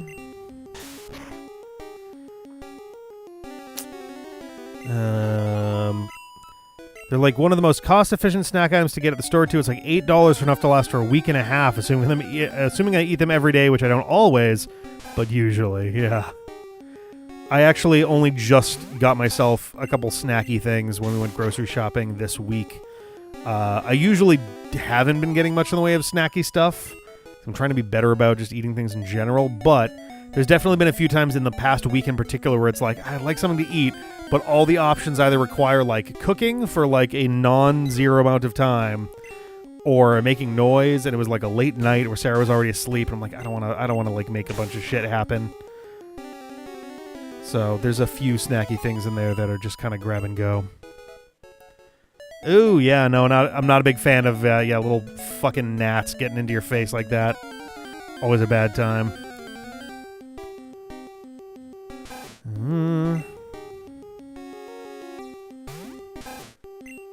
Okay. Well, this will take us to less than 2,000 experience points to level 47. Not bad. We're probably going to need another...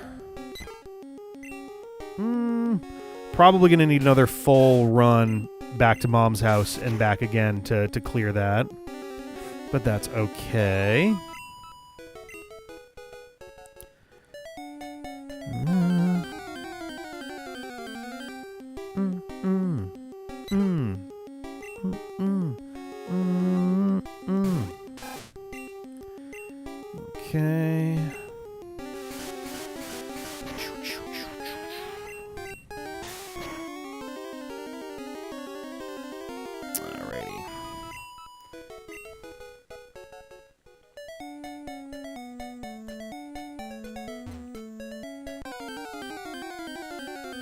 Enjoying a delicious blackberry downy cider. Haven't enjoyed just a casual cider in a while. Wow, wow, wow, wow, wow.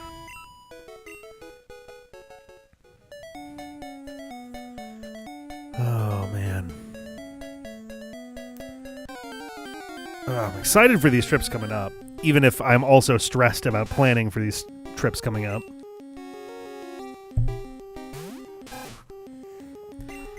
They should be a good time.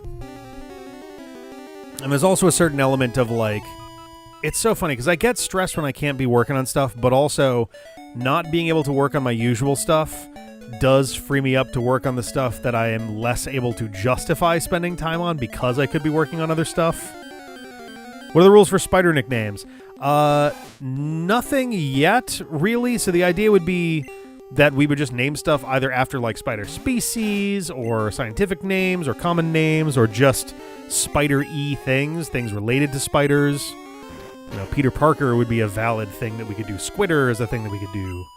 All sorts of stuff. Also, Hoyera, I believe you still have to put in predictions for the Grand Champion Tournament for the second bracket.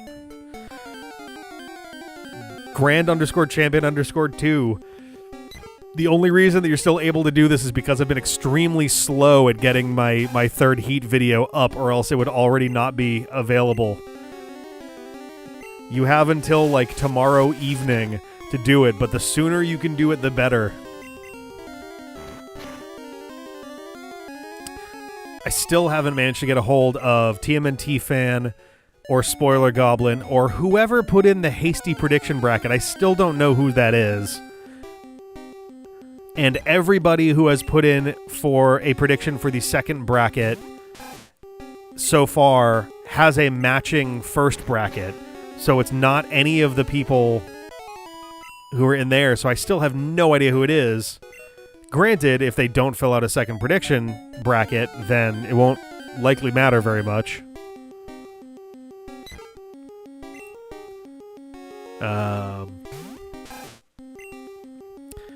And in fact, I think if that does wind up happening, if we wind up losing people who don't put in predictions for the second or third or fourth brackets, then unless the rest is royally pivot. Yeah. What I'll probably do is I'll keep their scores going in the actual videos for the next, like, 2 heat videos, probably. And then kind of phase them out once it is very obvious that they're not going to be in the running for anything. Just because, like, it'll feel silly to be like, oh, and the hasty predictions are still at, 91 points or whatever. Meanwhile, in 16th place, here's so-and-so with 612 points. Or whatever the numbers wind up being at the time.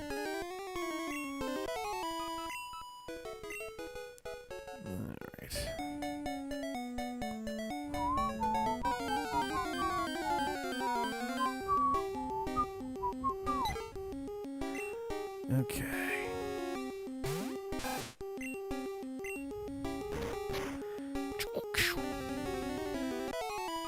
Alrighty. Oh, I had, here's a thing to talk about for a hot second here. Oh, honestly, even if you get one person doing a prediction on every bracket is already a blessing. Even if you get one person doing a prediction on every bracket is already a blessing. Well, so we have 13 people who have put in predictions for the second bracket, who were part of the first one. I'm sure I'll have more than one, but man, what community we have. Yeah, oh, hell yeah. Like, don't get me wrong, I understand that it's asking a lot to have people sit there and predict that many matches. That was kind of the thing. I'm like, I don't think it's going to be a shitload of people who get in on this, but there are certainly a pack of diehards who will probably wind up, diving in on that for shits and gigs and maybe for some games or even a system. Who knows? Yeah, I thought it'd be a fun way to celebrate. Because, like, alongside doing the 1000th game celebration stuff, it was kind of like, oh, I've been wanting to do this bracket thing for a couple years now. And 1024 is a pretty perfect time to do a big bracket. I don't know if we'll do another one of these if we ever make it to, say, our 2048th game. I don't know if we'll ever make it to 2000 games. But, you know, who knows? I'm not doing it. I'm not even doing it for chance to win. I'm legitimately doing it for the love of the games. Yeah, and like, I part of the reason for the prizes was just because, like, yeah, maybe a few more folks will dive in on it who might have been kind of on the fence about the time commitment of it otherwise. But yeah, honestly, I figured it'd be a fun thing to do. There's a reason I put my own predictions in there. I just wanted to see how they'd turn out. So far, not good, but it's such a small difference in points across the board right now that it's really anybody's game. Like, I think right now I'm in 13th place, but I'm only behind by like 12 points. So there's plenty of ways for this stuff to get shaken up, you know? Here's to 5,000 more. Hell yeah. Holy cow. And at least, honestly, the other thing, too, is doing this, if we ever did it again through a similar format, at least now I would also know what the hell I was getting into with some of this stuff. It'd make it a lot easier to kind of, you know, figure that out a bit.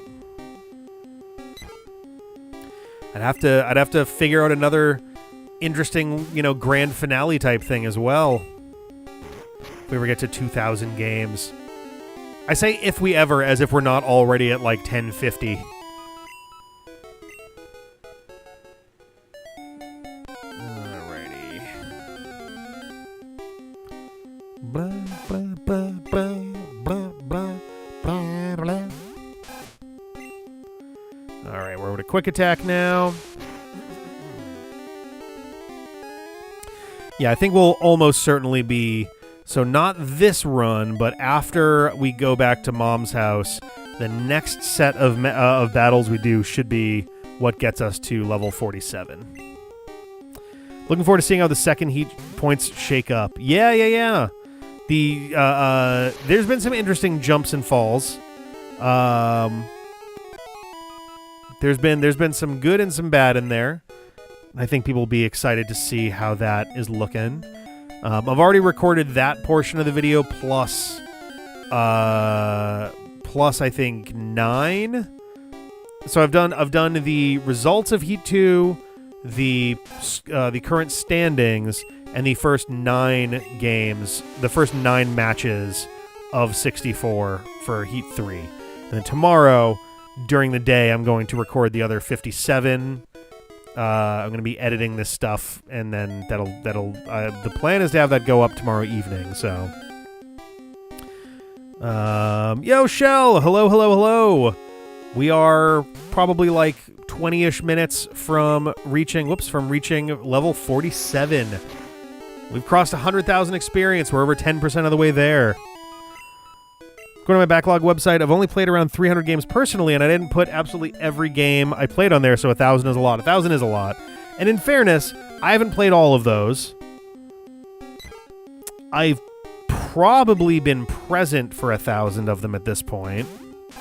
I don't know if I've played 1,000 for the channel. I've almost certainly played 1,000 between the channel and just life, though. I would actually have to sit and take a look at the list of games to see, like, all right, which ones of these did I play for the channel? Which ones of these have I ever played? And kind of, you know, think about it from there, but...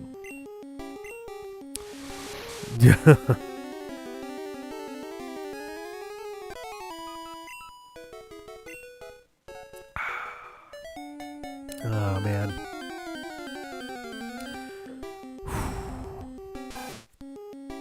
It's going to be interesting psychologically when we get to level 50, because it does mean that, I guess strictly speaking, when we get to level 51...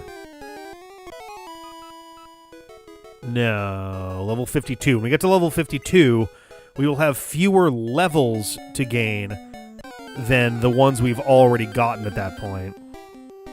Obviously, we'll have a shitload of time to go for experience, but it will start to feel more like we're properly on our way at that point, too. My backlog will never be finished. Yeah, same. Totally. Still like 3 huge RPGs from the past decade that I want to play, and I don't know if I will ever get the chance to, so it goes. That's kind of me with the Shin Megami Tensei games. I really would like to play them. I don't think that they're ever likely to be ones that I cover on the channel, just because, I don't know, they're too fucking big, and I'm already actually spending channel time on Persona. I just don't see myself being able to dedicate that level of time with it. Unless, I mean, there's the standard asterisk on all of this stuff is like, unless the D-pad became my full-time job, which it's not. It's currently nowhere near, and it would take quite an explosion for that to be like a real option anyway. If it did, then, it'd be a different sort of story. I'd be able to justify doing like midday streams of stuff, and then, all right, I'm gonna get back to editing for a while, do some editing. Hey, let's have like an evening stream, and then I'm gonna go have dinner and enjoy my night and all of that or whatever. But SMT is less crazy than Persona, all right. But there's a lot more of them if you want to dig into the weeds of the side stuff. I'd probably start with just the numbered titles plus if, and just leave it at that, at least for the time being. Maybe after I've done those, I can start branching out a little bit more. Who knows?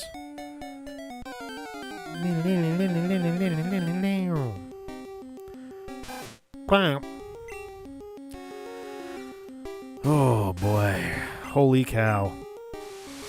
I think I'd be doing a little bit better right now if I slept better last night. I am feeling a bit drained, and it is so warm, and my fucking AC keeps defaulting to econ mode. And I'm like, man, no, just nail me with cold air, please. Fuck my shit up with cold air. I think I think 5 is the only one that maybe approaches Persona length, but I don't know really. I'm not well read. I don't know much about the Tensei games at all outside of Persona. I have very little go on there.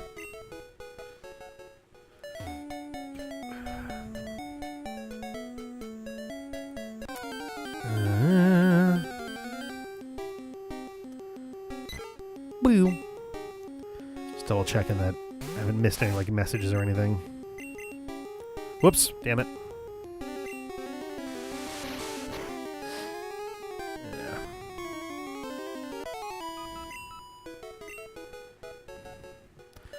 Okay.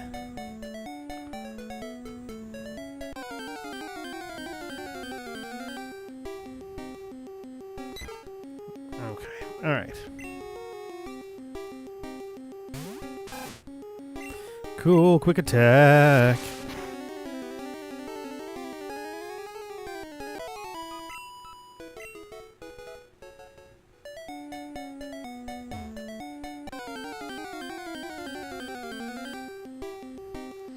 Oh, good. I ordered some swim trunks, and they are on their way.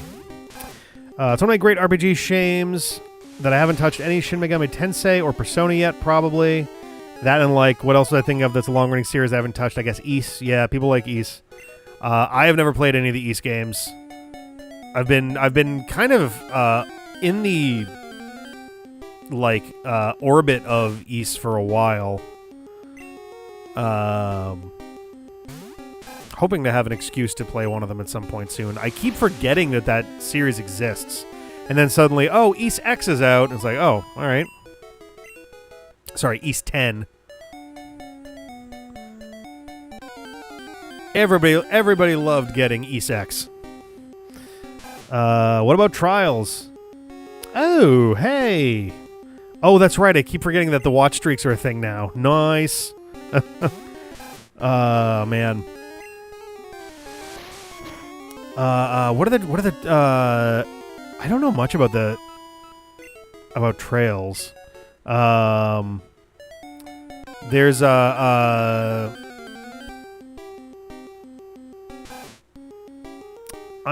blanking so hard right now. Oh, there's also the Tales games that I've also wanted to try to get in on at some point. All the Tales of. And then right when you think you've seen them all, they just invent a new name out of nowhere. So I haven't never touched it, but the ketchup is certainly daunting. Fair enough, fair enough. I would love to get into the mana games. I've never properly played Final Fantasy IX. I need to correct that at some point. Tales, I've played like 25% of the games, but I like them all. All right. Trails is good, but my god, you really need to play them all for the story. Ooh, okay. Interesting. Maybe some of this is stuff that I can look into once Kingdom Hearts is over. Or dormant, I guess. Because we're going to have... I think the rough order there is we're going to do the first chunk of Union Cross, Kingdom Hearts 3, a second chunk of Union Cross, and I think the first chunk of Dark Road, then 3 Remind, another chunk of Union Cross, another chunk of Dark Road, Melody of Memory, and then I think we have the rest of Dark Road, and then we're caught up. I think that's the order of operations. But then after that, we're just waiting for Kingdom Hearts 4, which I'm glad that we got gameplay footage. I'm a little concerned that we're still only seeing that one, like, city area. The same city area we saw 4 years ago. And nothing else. And no, they didn't even give us a year again.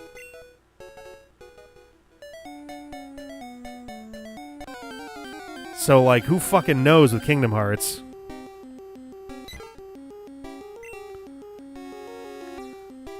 Oh, God.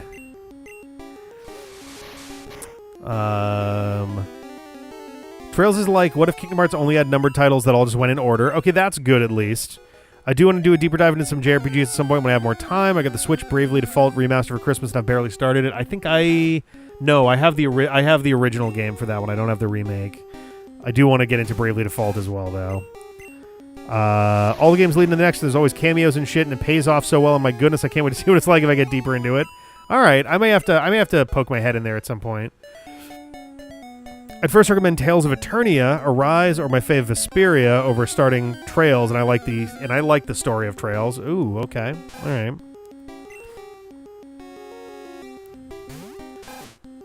I've also been curious about the Saga games. There's so many like classic JRPGs, several of which are still putting games out today. There's just no fucking time for them all. The Tales games are not related to each other. It's more like Final Fantasy in that way. That makes sense.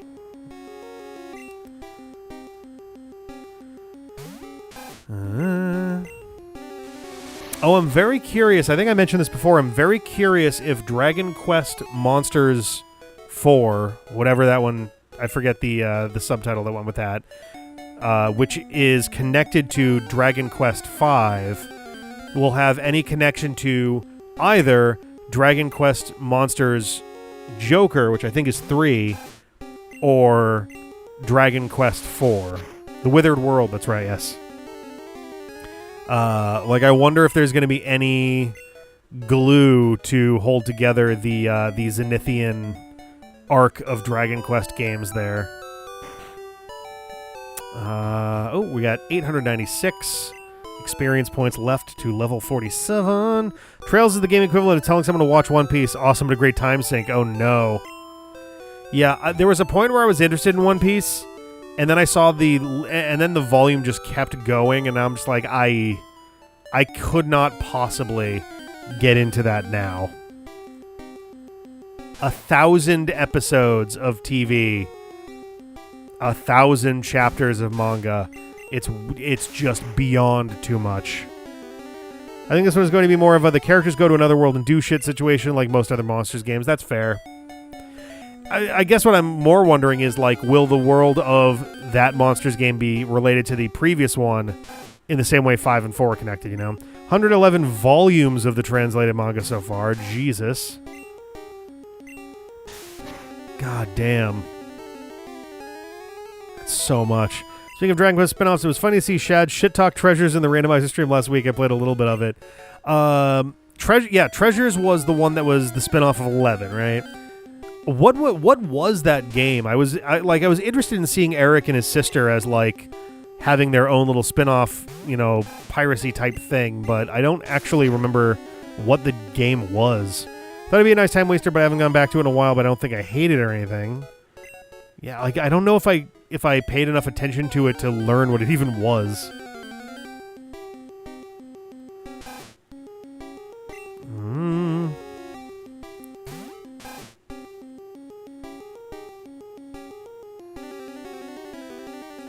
Thought I saw that little bitch again.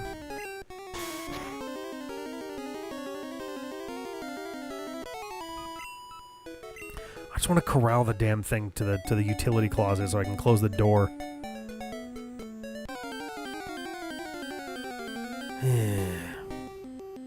It's fine. We need a new Fortune Street. Yeah, we need a new Fortune Street. We need a new Dokapon Kingdom. A new Dokapon Kingdom, not just a remake remaster.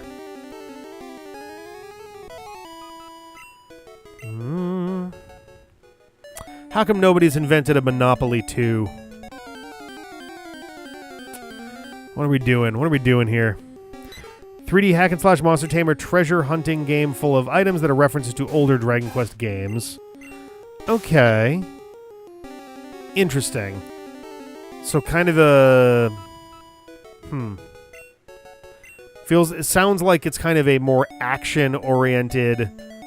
Really a more action-oriented Dragon Quest 11 or Dragon Quest 5, I guess, with the monster portion. We have Monopoly Junior. That's fair. We had Clue Junior, too.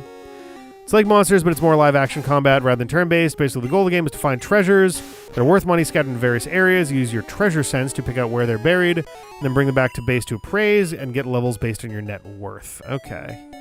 All right. Some interesting thoughts come from that. Oh, we briefly got under 318 total hours there for the projection. Oh, we did cross 4,500 battles as well. Nice. Alright.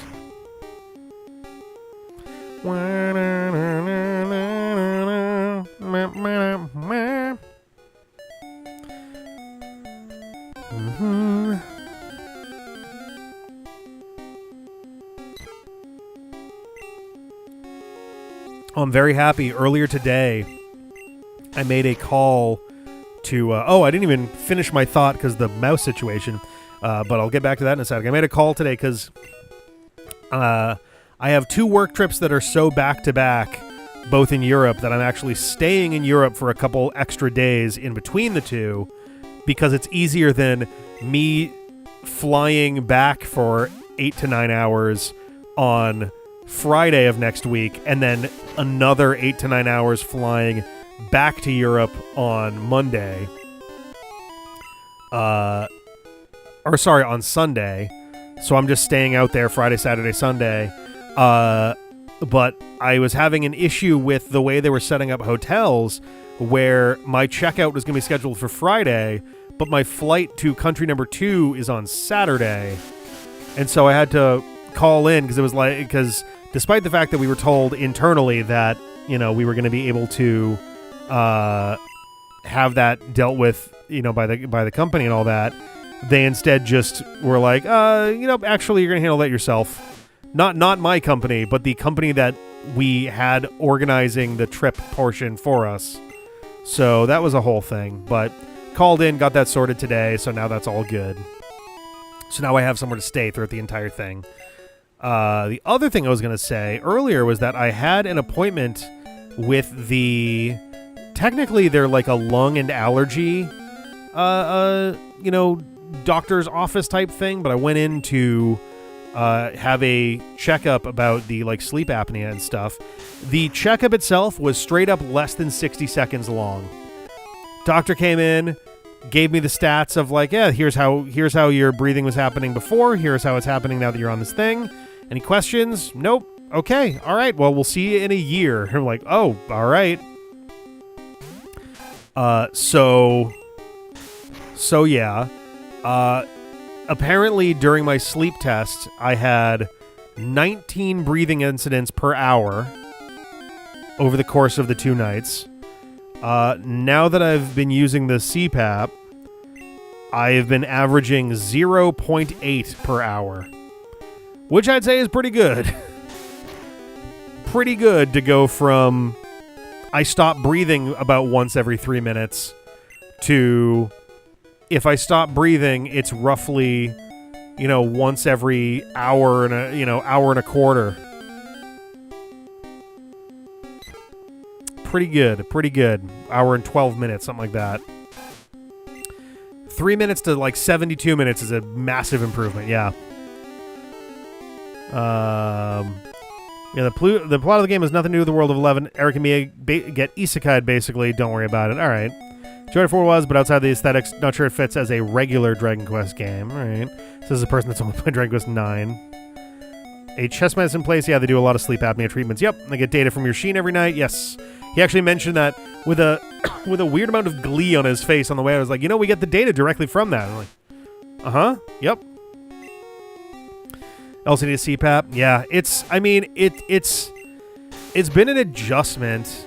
I have talked about this before. I'm someone who doesn't like stuff being on my face. I don't like my face being touched in general. I don't like wearing face paint or anything like that. So like having a thing on my face all night has been a tricky transition. It's been something that I've had to get kind of more used to over time. But it's been slowly getting better. I've been sleeping through the night more frequently than when I first started wearing it. Like a week or two into wearing it, I was literally in my sleep taking the mask off a couple times, which is not good. Now I actually am getting through the night pretty much every night with it on, which is good. I actually just got a little notification in my app today that I've gone 14 straight days wearing it for more than 4 hours through the night, so that's cool. You wear glasses, though. I do wear glasses. I've been wearing glasses since I was like 7 or 8 years old. I've been wearing glasses for over 30 years.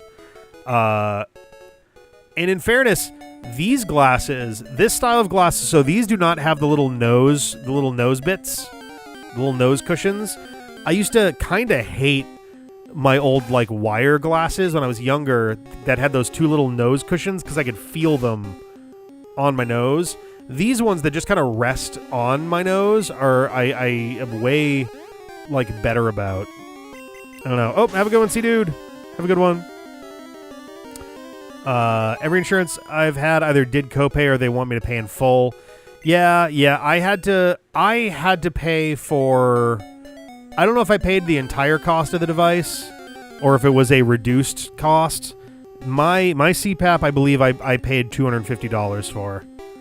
I have no idea how much CPAPs, or if you can even buy a CPAP without it being like specifically medically approved. I have no clue on that front. I don't know. But I have no idea what they cost normally, so I have no idea if $250 is the cost or a reduced cost or what, but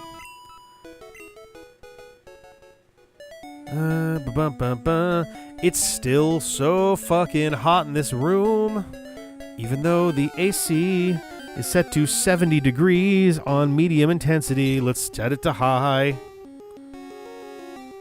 That's probably going to be audible. I apologize for that. It's actually not as audible as I thought it would be. I'm literally looking at the thing and it's there, but it's at like minus 50, minus 60 decibels, so it may not be very noticeable, although I am feeling the room cool down immediately, so that's nice. The one I have is basically on a rent-to-own. Mine is as well. The deal that mine came with, as far as I'm aware, is I must wear it for at least 21 nights in a 30-day period, or else they'll basically repossess it, I guess.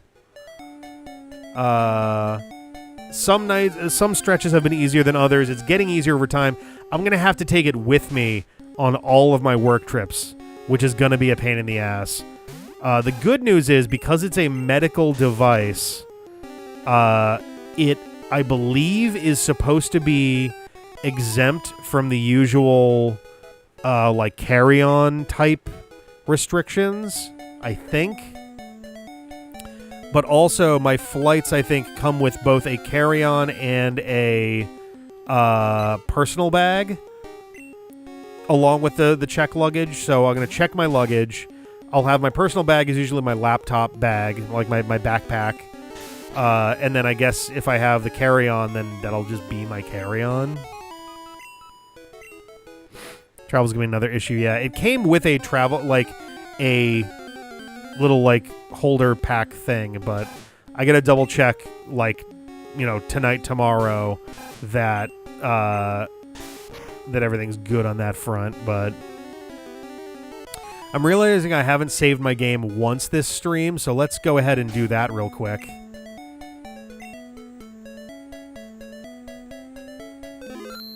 There we go.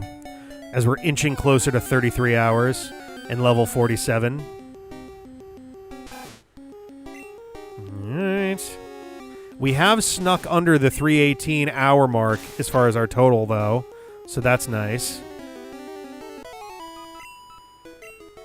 Alright.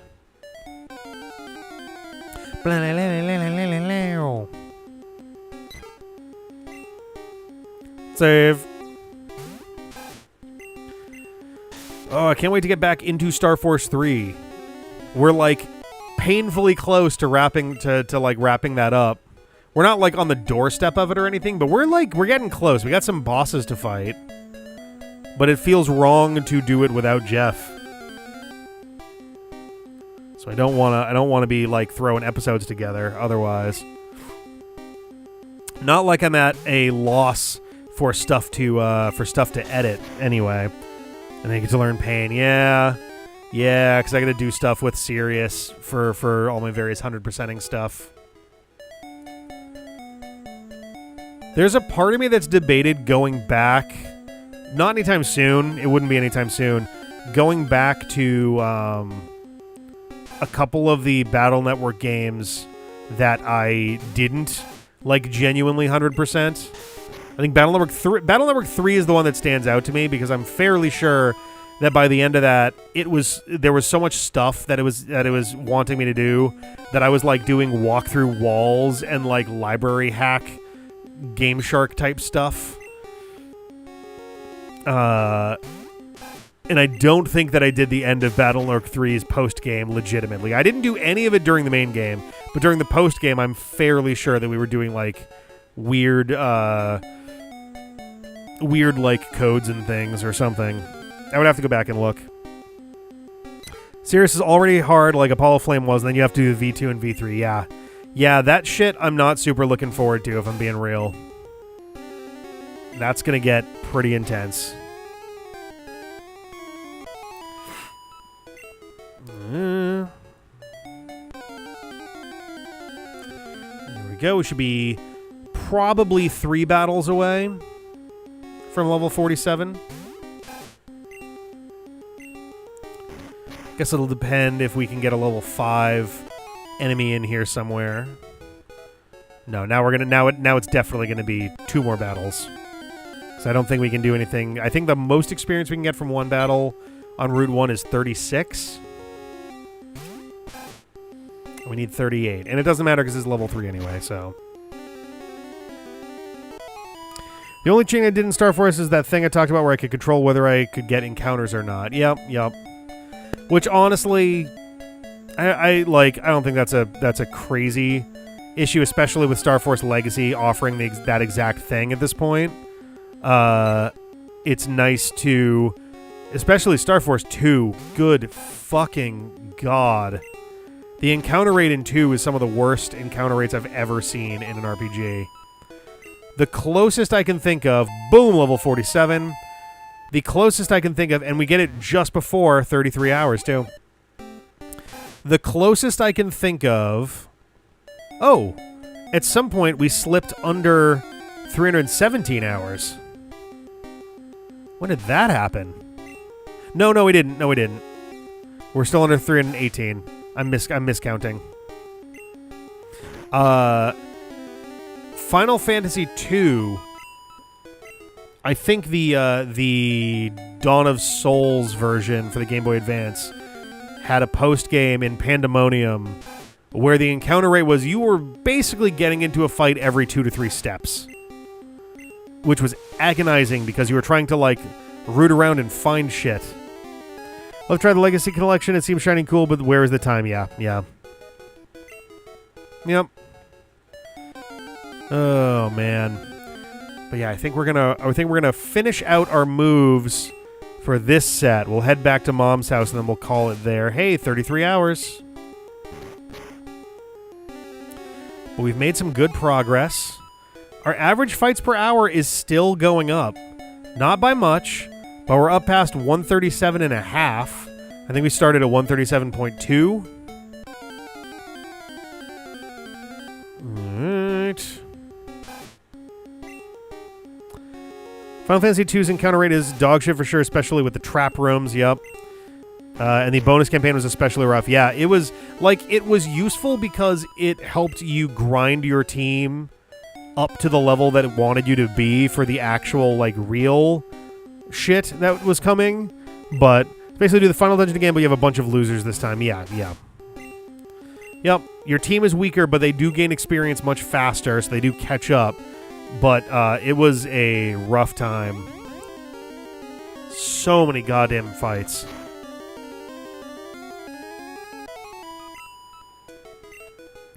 And I think what the big boss there was Palamecia, I think, right? Emperor Palamecia. I really got to play older Final Fantasy games again. It's been so long since I played any of them, really. Plus, it uses your save data for whatever equipment you left them with in the main game, so if you give them something cool, yeah, yep. Which I think is kind of neat. That's a great way to sort of pay you back if you were like, oh no, they had a bunch of cool shit and I lost it. Now you get them back later. It's like, hey, all that cool shit is still on them. Final Fantasy VIII pulls that shit and then never gives it back. That fucking sucked. That was not a fun time. Literally right before that happened, I handed over a bunch of good shit to that character, and then they vanished. I'm like, God damn it. Diegetically, it makes sense. They just took it with them, because fuck you, but like, it sucked. Oh, man. I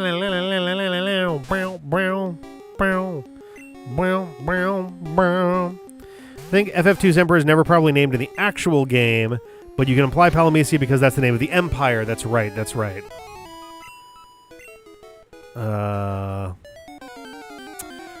I'm a little surprised that the dialogue system from 2 never really came back. That was such an intriguing element to add to the game, to essentially be like, you can bring up things in conversation and people may have stuff to say about it.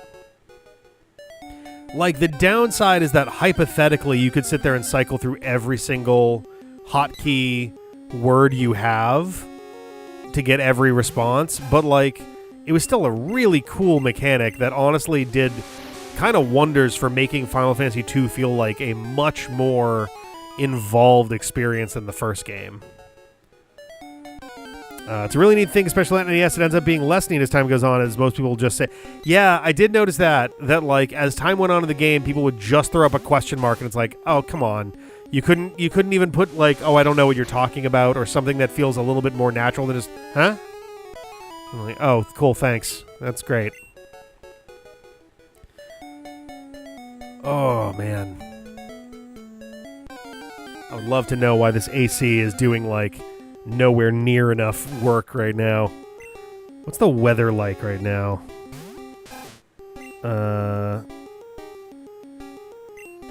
Nope, whoops. Clicked the wrong one. Alright, it is 54 degrees. What is the humidity? Humidity is 78%. Yeah, that sure feels like it. God damn. Jesus.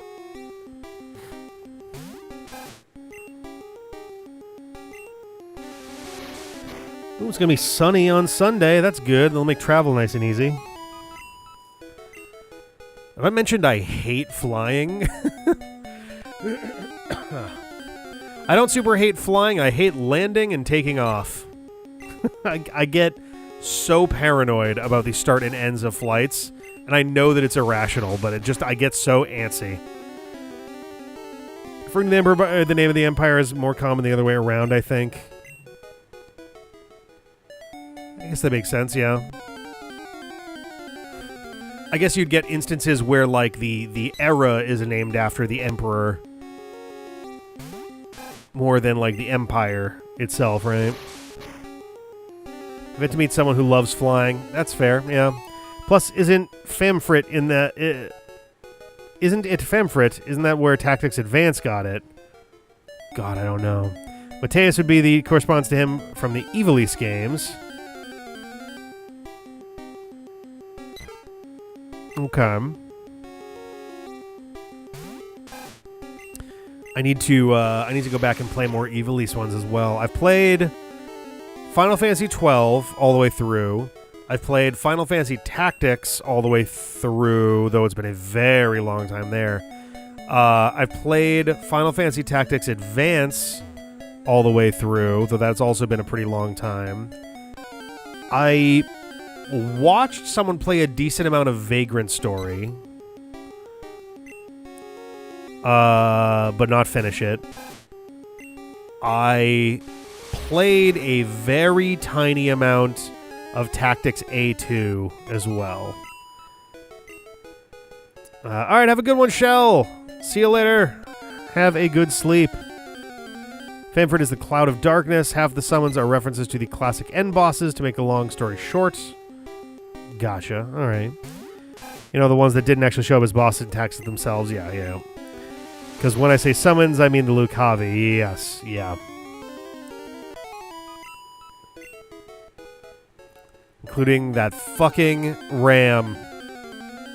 Nothing more treacherous than being in Ares and having was it Belias? Just fucking shred you in the one spot in the game that's a dick enough to potentially, like, soft lock you into place. Oh, better save. I've done this thing. Oops, we've got, depending on translation, yeah. Oops, we've only got one place to go. Oops, it's a secret solo boss with 2 phases. Uh-oh. Hey, you've been remembering to make sure your main character can heal themselves, right? Oops. Well, surely they can run really far, right? No? Uh-oh. What a mess. What a mess. What a mess. The remake does, in fact, let you leave in the middle of those sequences mercifully. That's good. The original Tactics was vicious with that. I played the game a handful of times from high school through college, and so many runs would end because I would forget where that mission came up, and then get stuck, and then get fucked. And I was like, guess we're starting over. All right, Gafgarian, show me that blood sword again.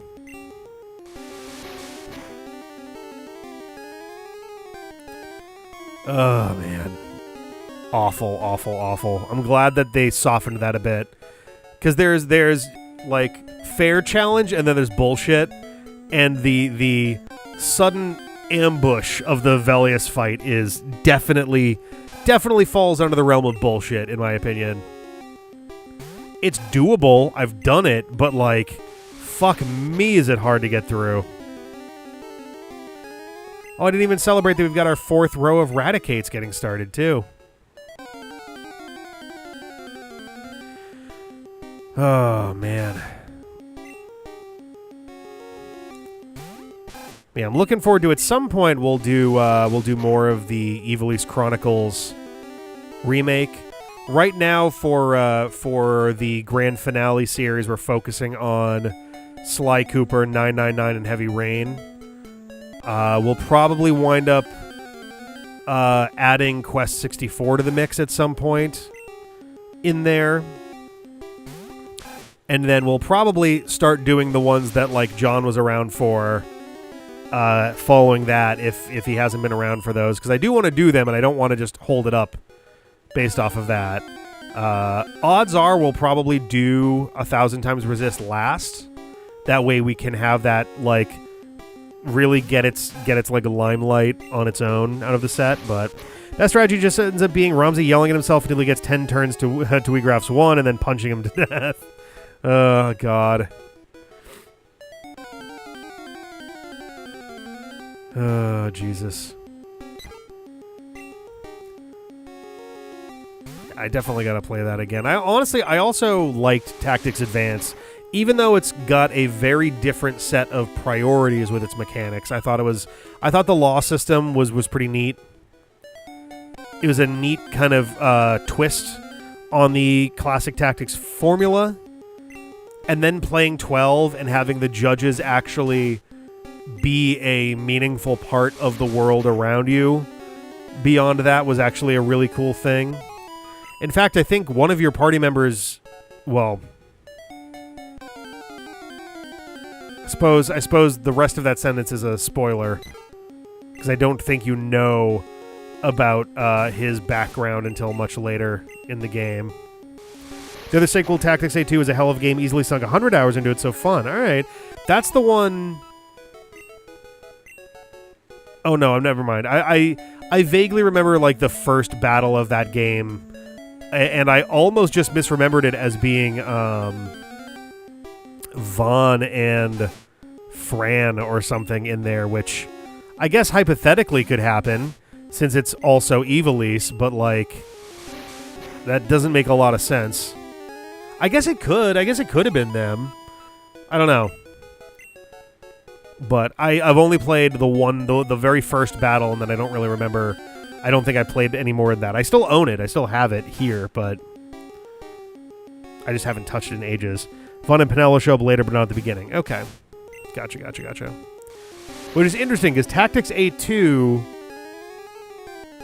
Also, what a great name, Tactics A2, considering the first Tactics, like, personal beefs and betrayal is such a huge part of the story and politics of Final Fantasy Tactics. So having the letter A and the number 2 and how that pairs with A2, I guess strictly speaking, the famous line from Caesar would probably be Et tu, not A2, but Et tu, Brutus. I never really noticed how neatly that, clicks together before, but is it... We couldn't actually call it Advanced because it's on the DS. Oh, that's a good point, yeah. They could have called it Tactics DS, but... Because is it actually... It's not an actual direct sequel to Tactics Advance, right? Because how could it be, given how that story ends?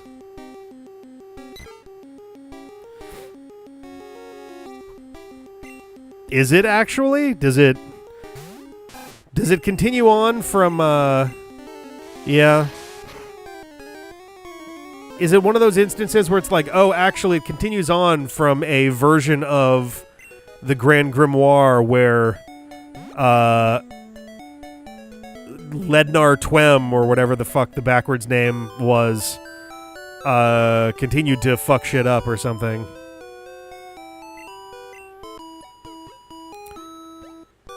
Backwards names are so silly to me when they use those in games. It's so transparent every... Damn it!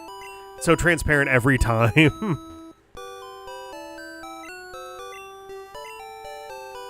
Alright. Ooh, right on the dot for 33 hours and 14 minutes. Oh, well, there we go. That is our 10th stream.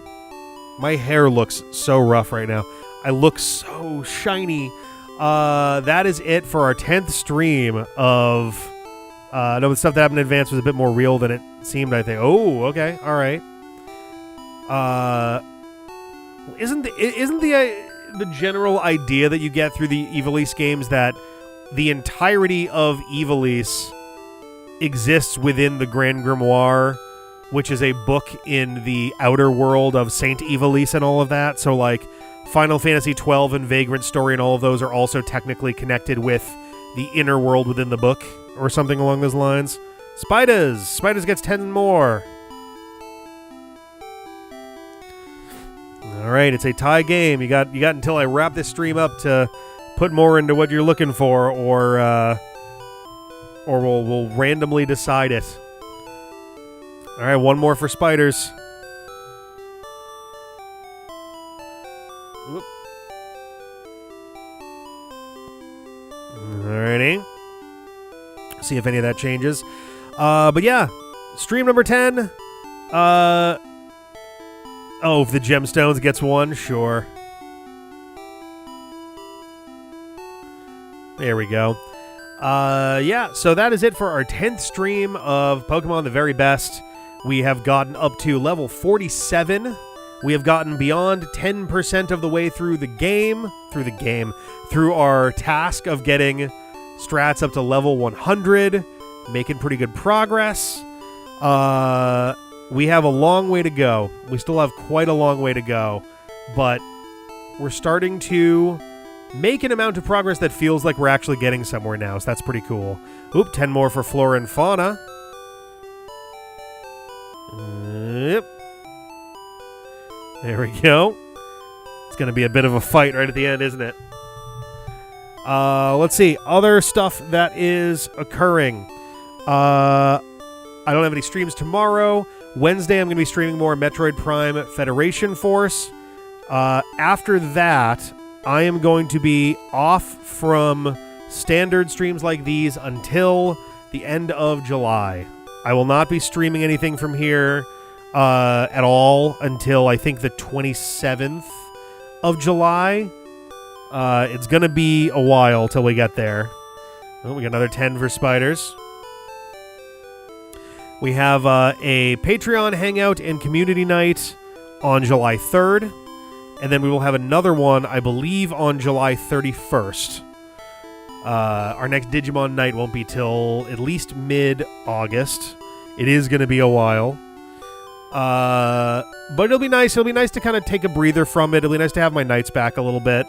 I don't want it to last too long, because I do want to keep going on this. I want to keep going on Metroid as well as like getting back into the Nightmare streams. I still need to figure out, the VODs for those, but we have plenty of other VODs to do. There's a lot going on, but it'll be nice to kind of get back into a more regular rhythm, so I'm looking forward to all of that. Yeah, I'm trying to think if there's anything else. Actually, let me check my actual calendar file here. Did that and that. Yeah, that's kind of it, actually.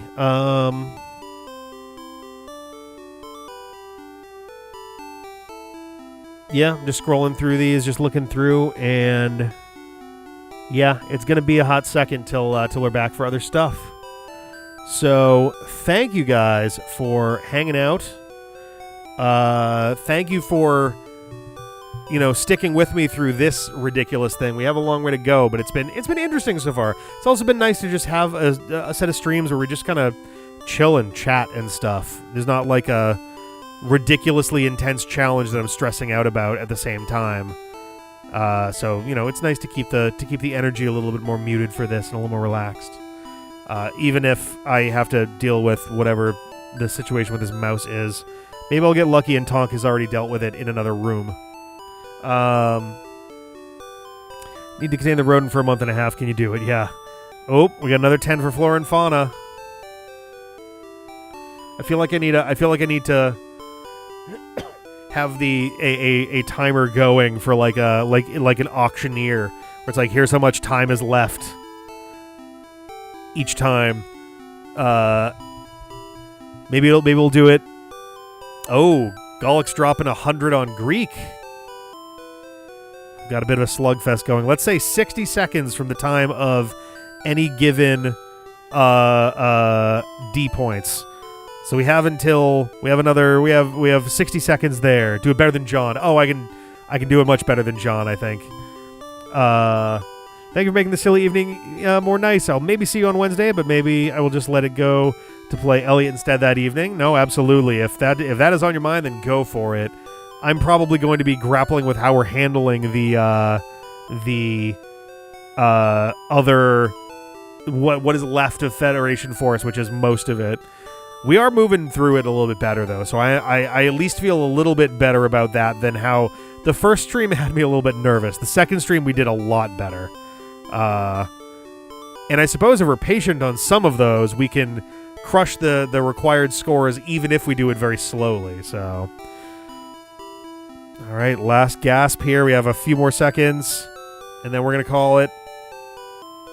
And I actually realized that I was counting from the other one there, so we'll say another about 10, but I think we're basically at our 60 here. And we'll call it there. We'll say that is our final result for this one. We got Greek as a broad inspiration. Gems would also be funny, though. You'd have to learn a lot of obscure minerals. I actually have a decent amount of knowledge of minerals under my belt, as evidenced by the fact that in a video that has not gone up yet in Pokemon Legends ZA, failing to come up with a cute nickname for the Onyx that we catch, I wound up naming it Chalcedony,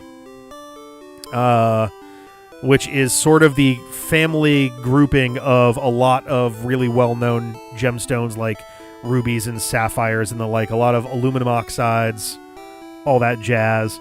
Have you heard of dendric agate? I don't think I have, but it sounds neat. All right, have a good night, Dawn, and have a good night, everyone else in the stream, in the chat. I'm going to get out of here. I'm going to go on a mouse hunt, and I'll catch you guys later. Have a good one, and bye.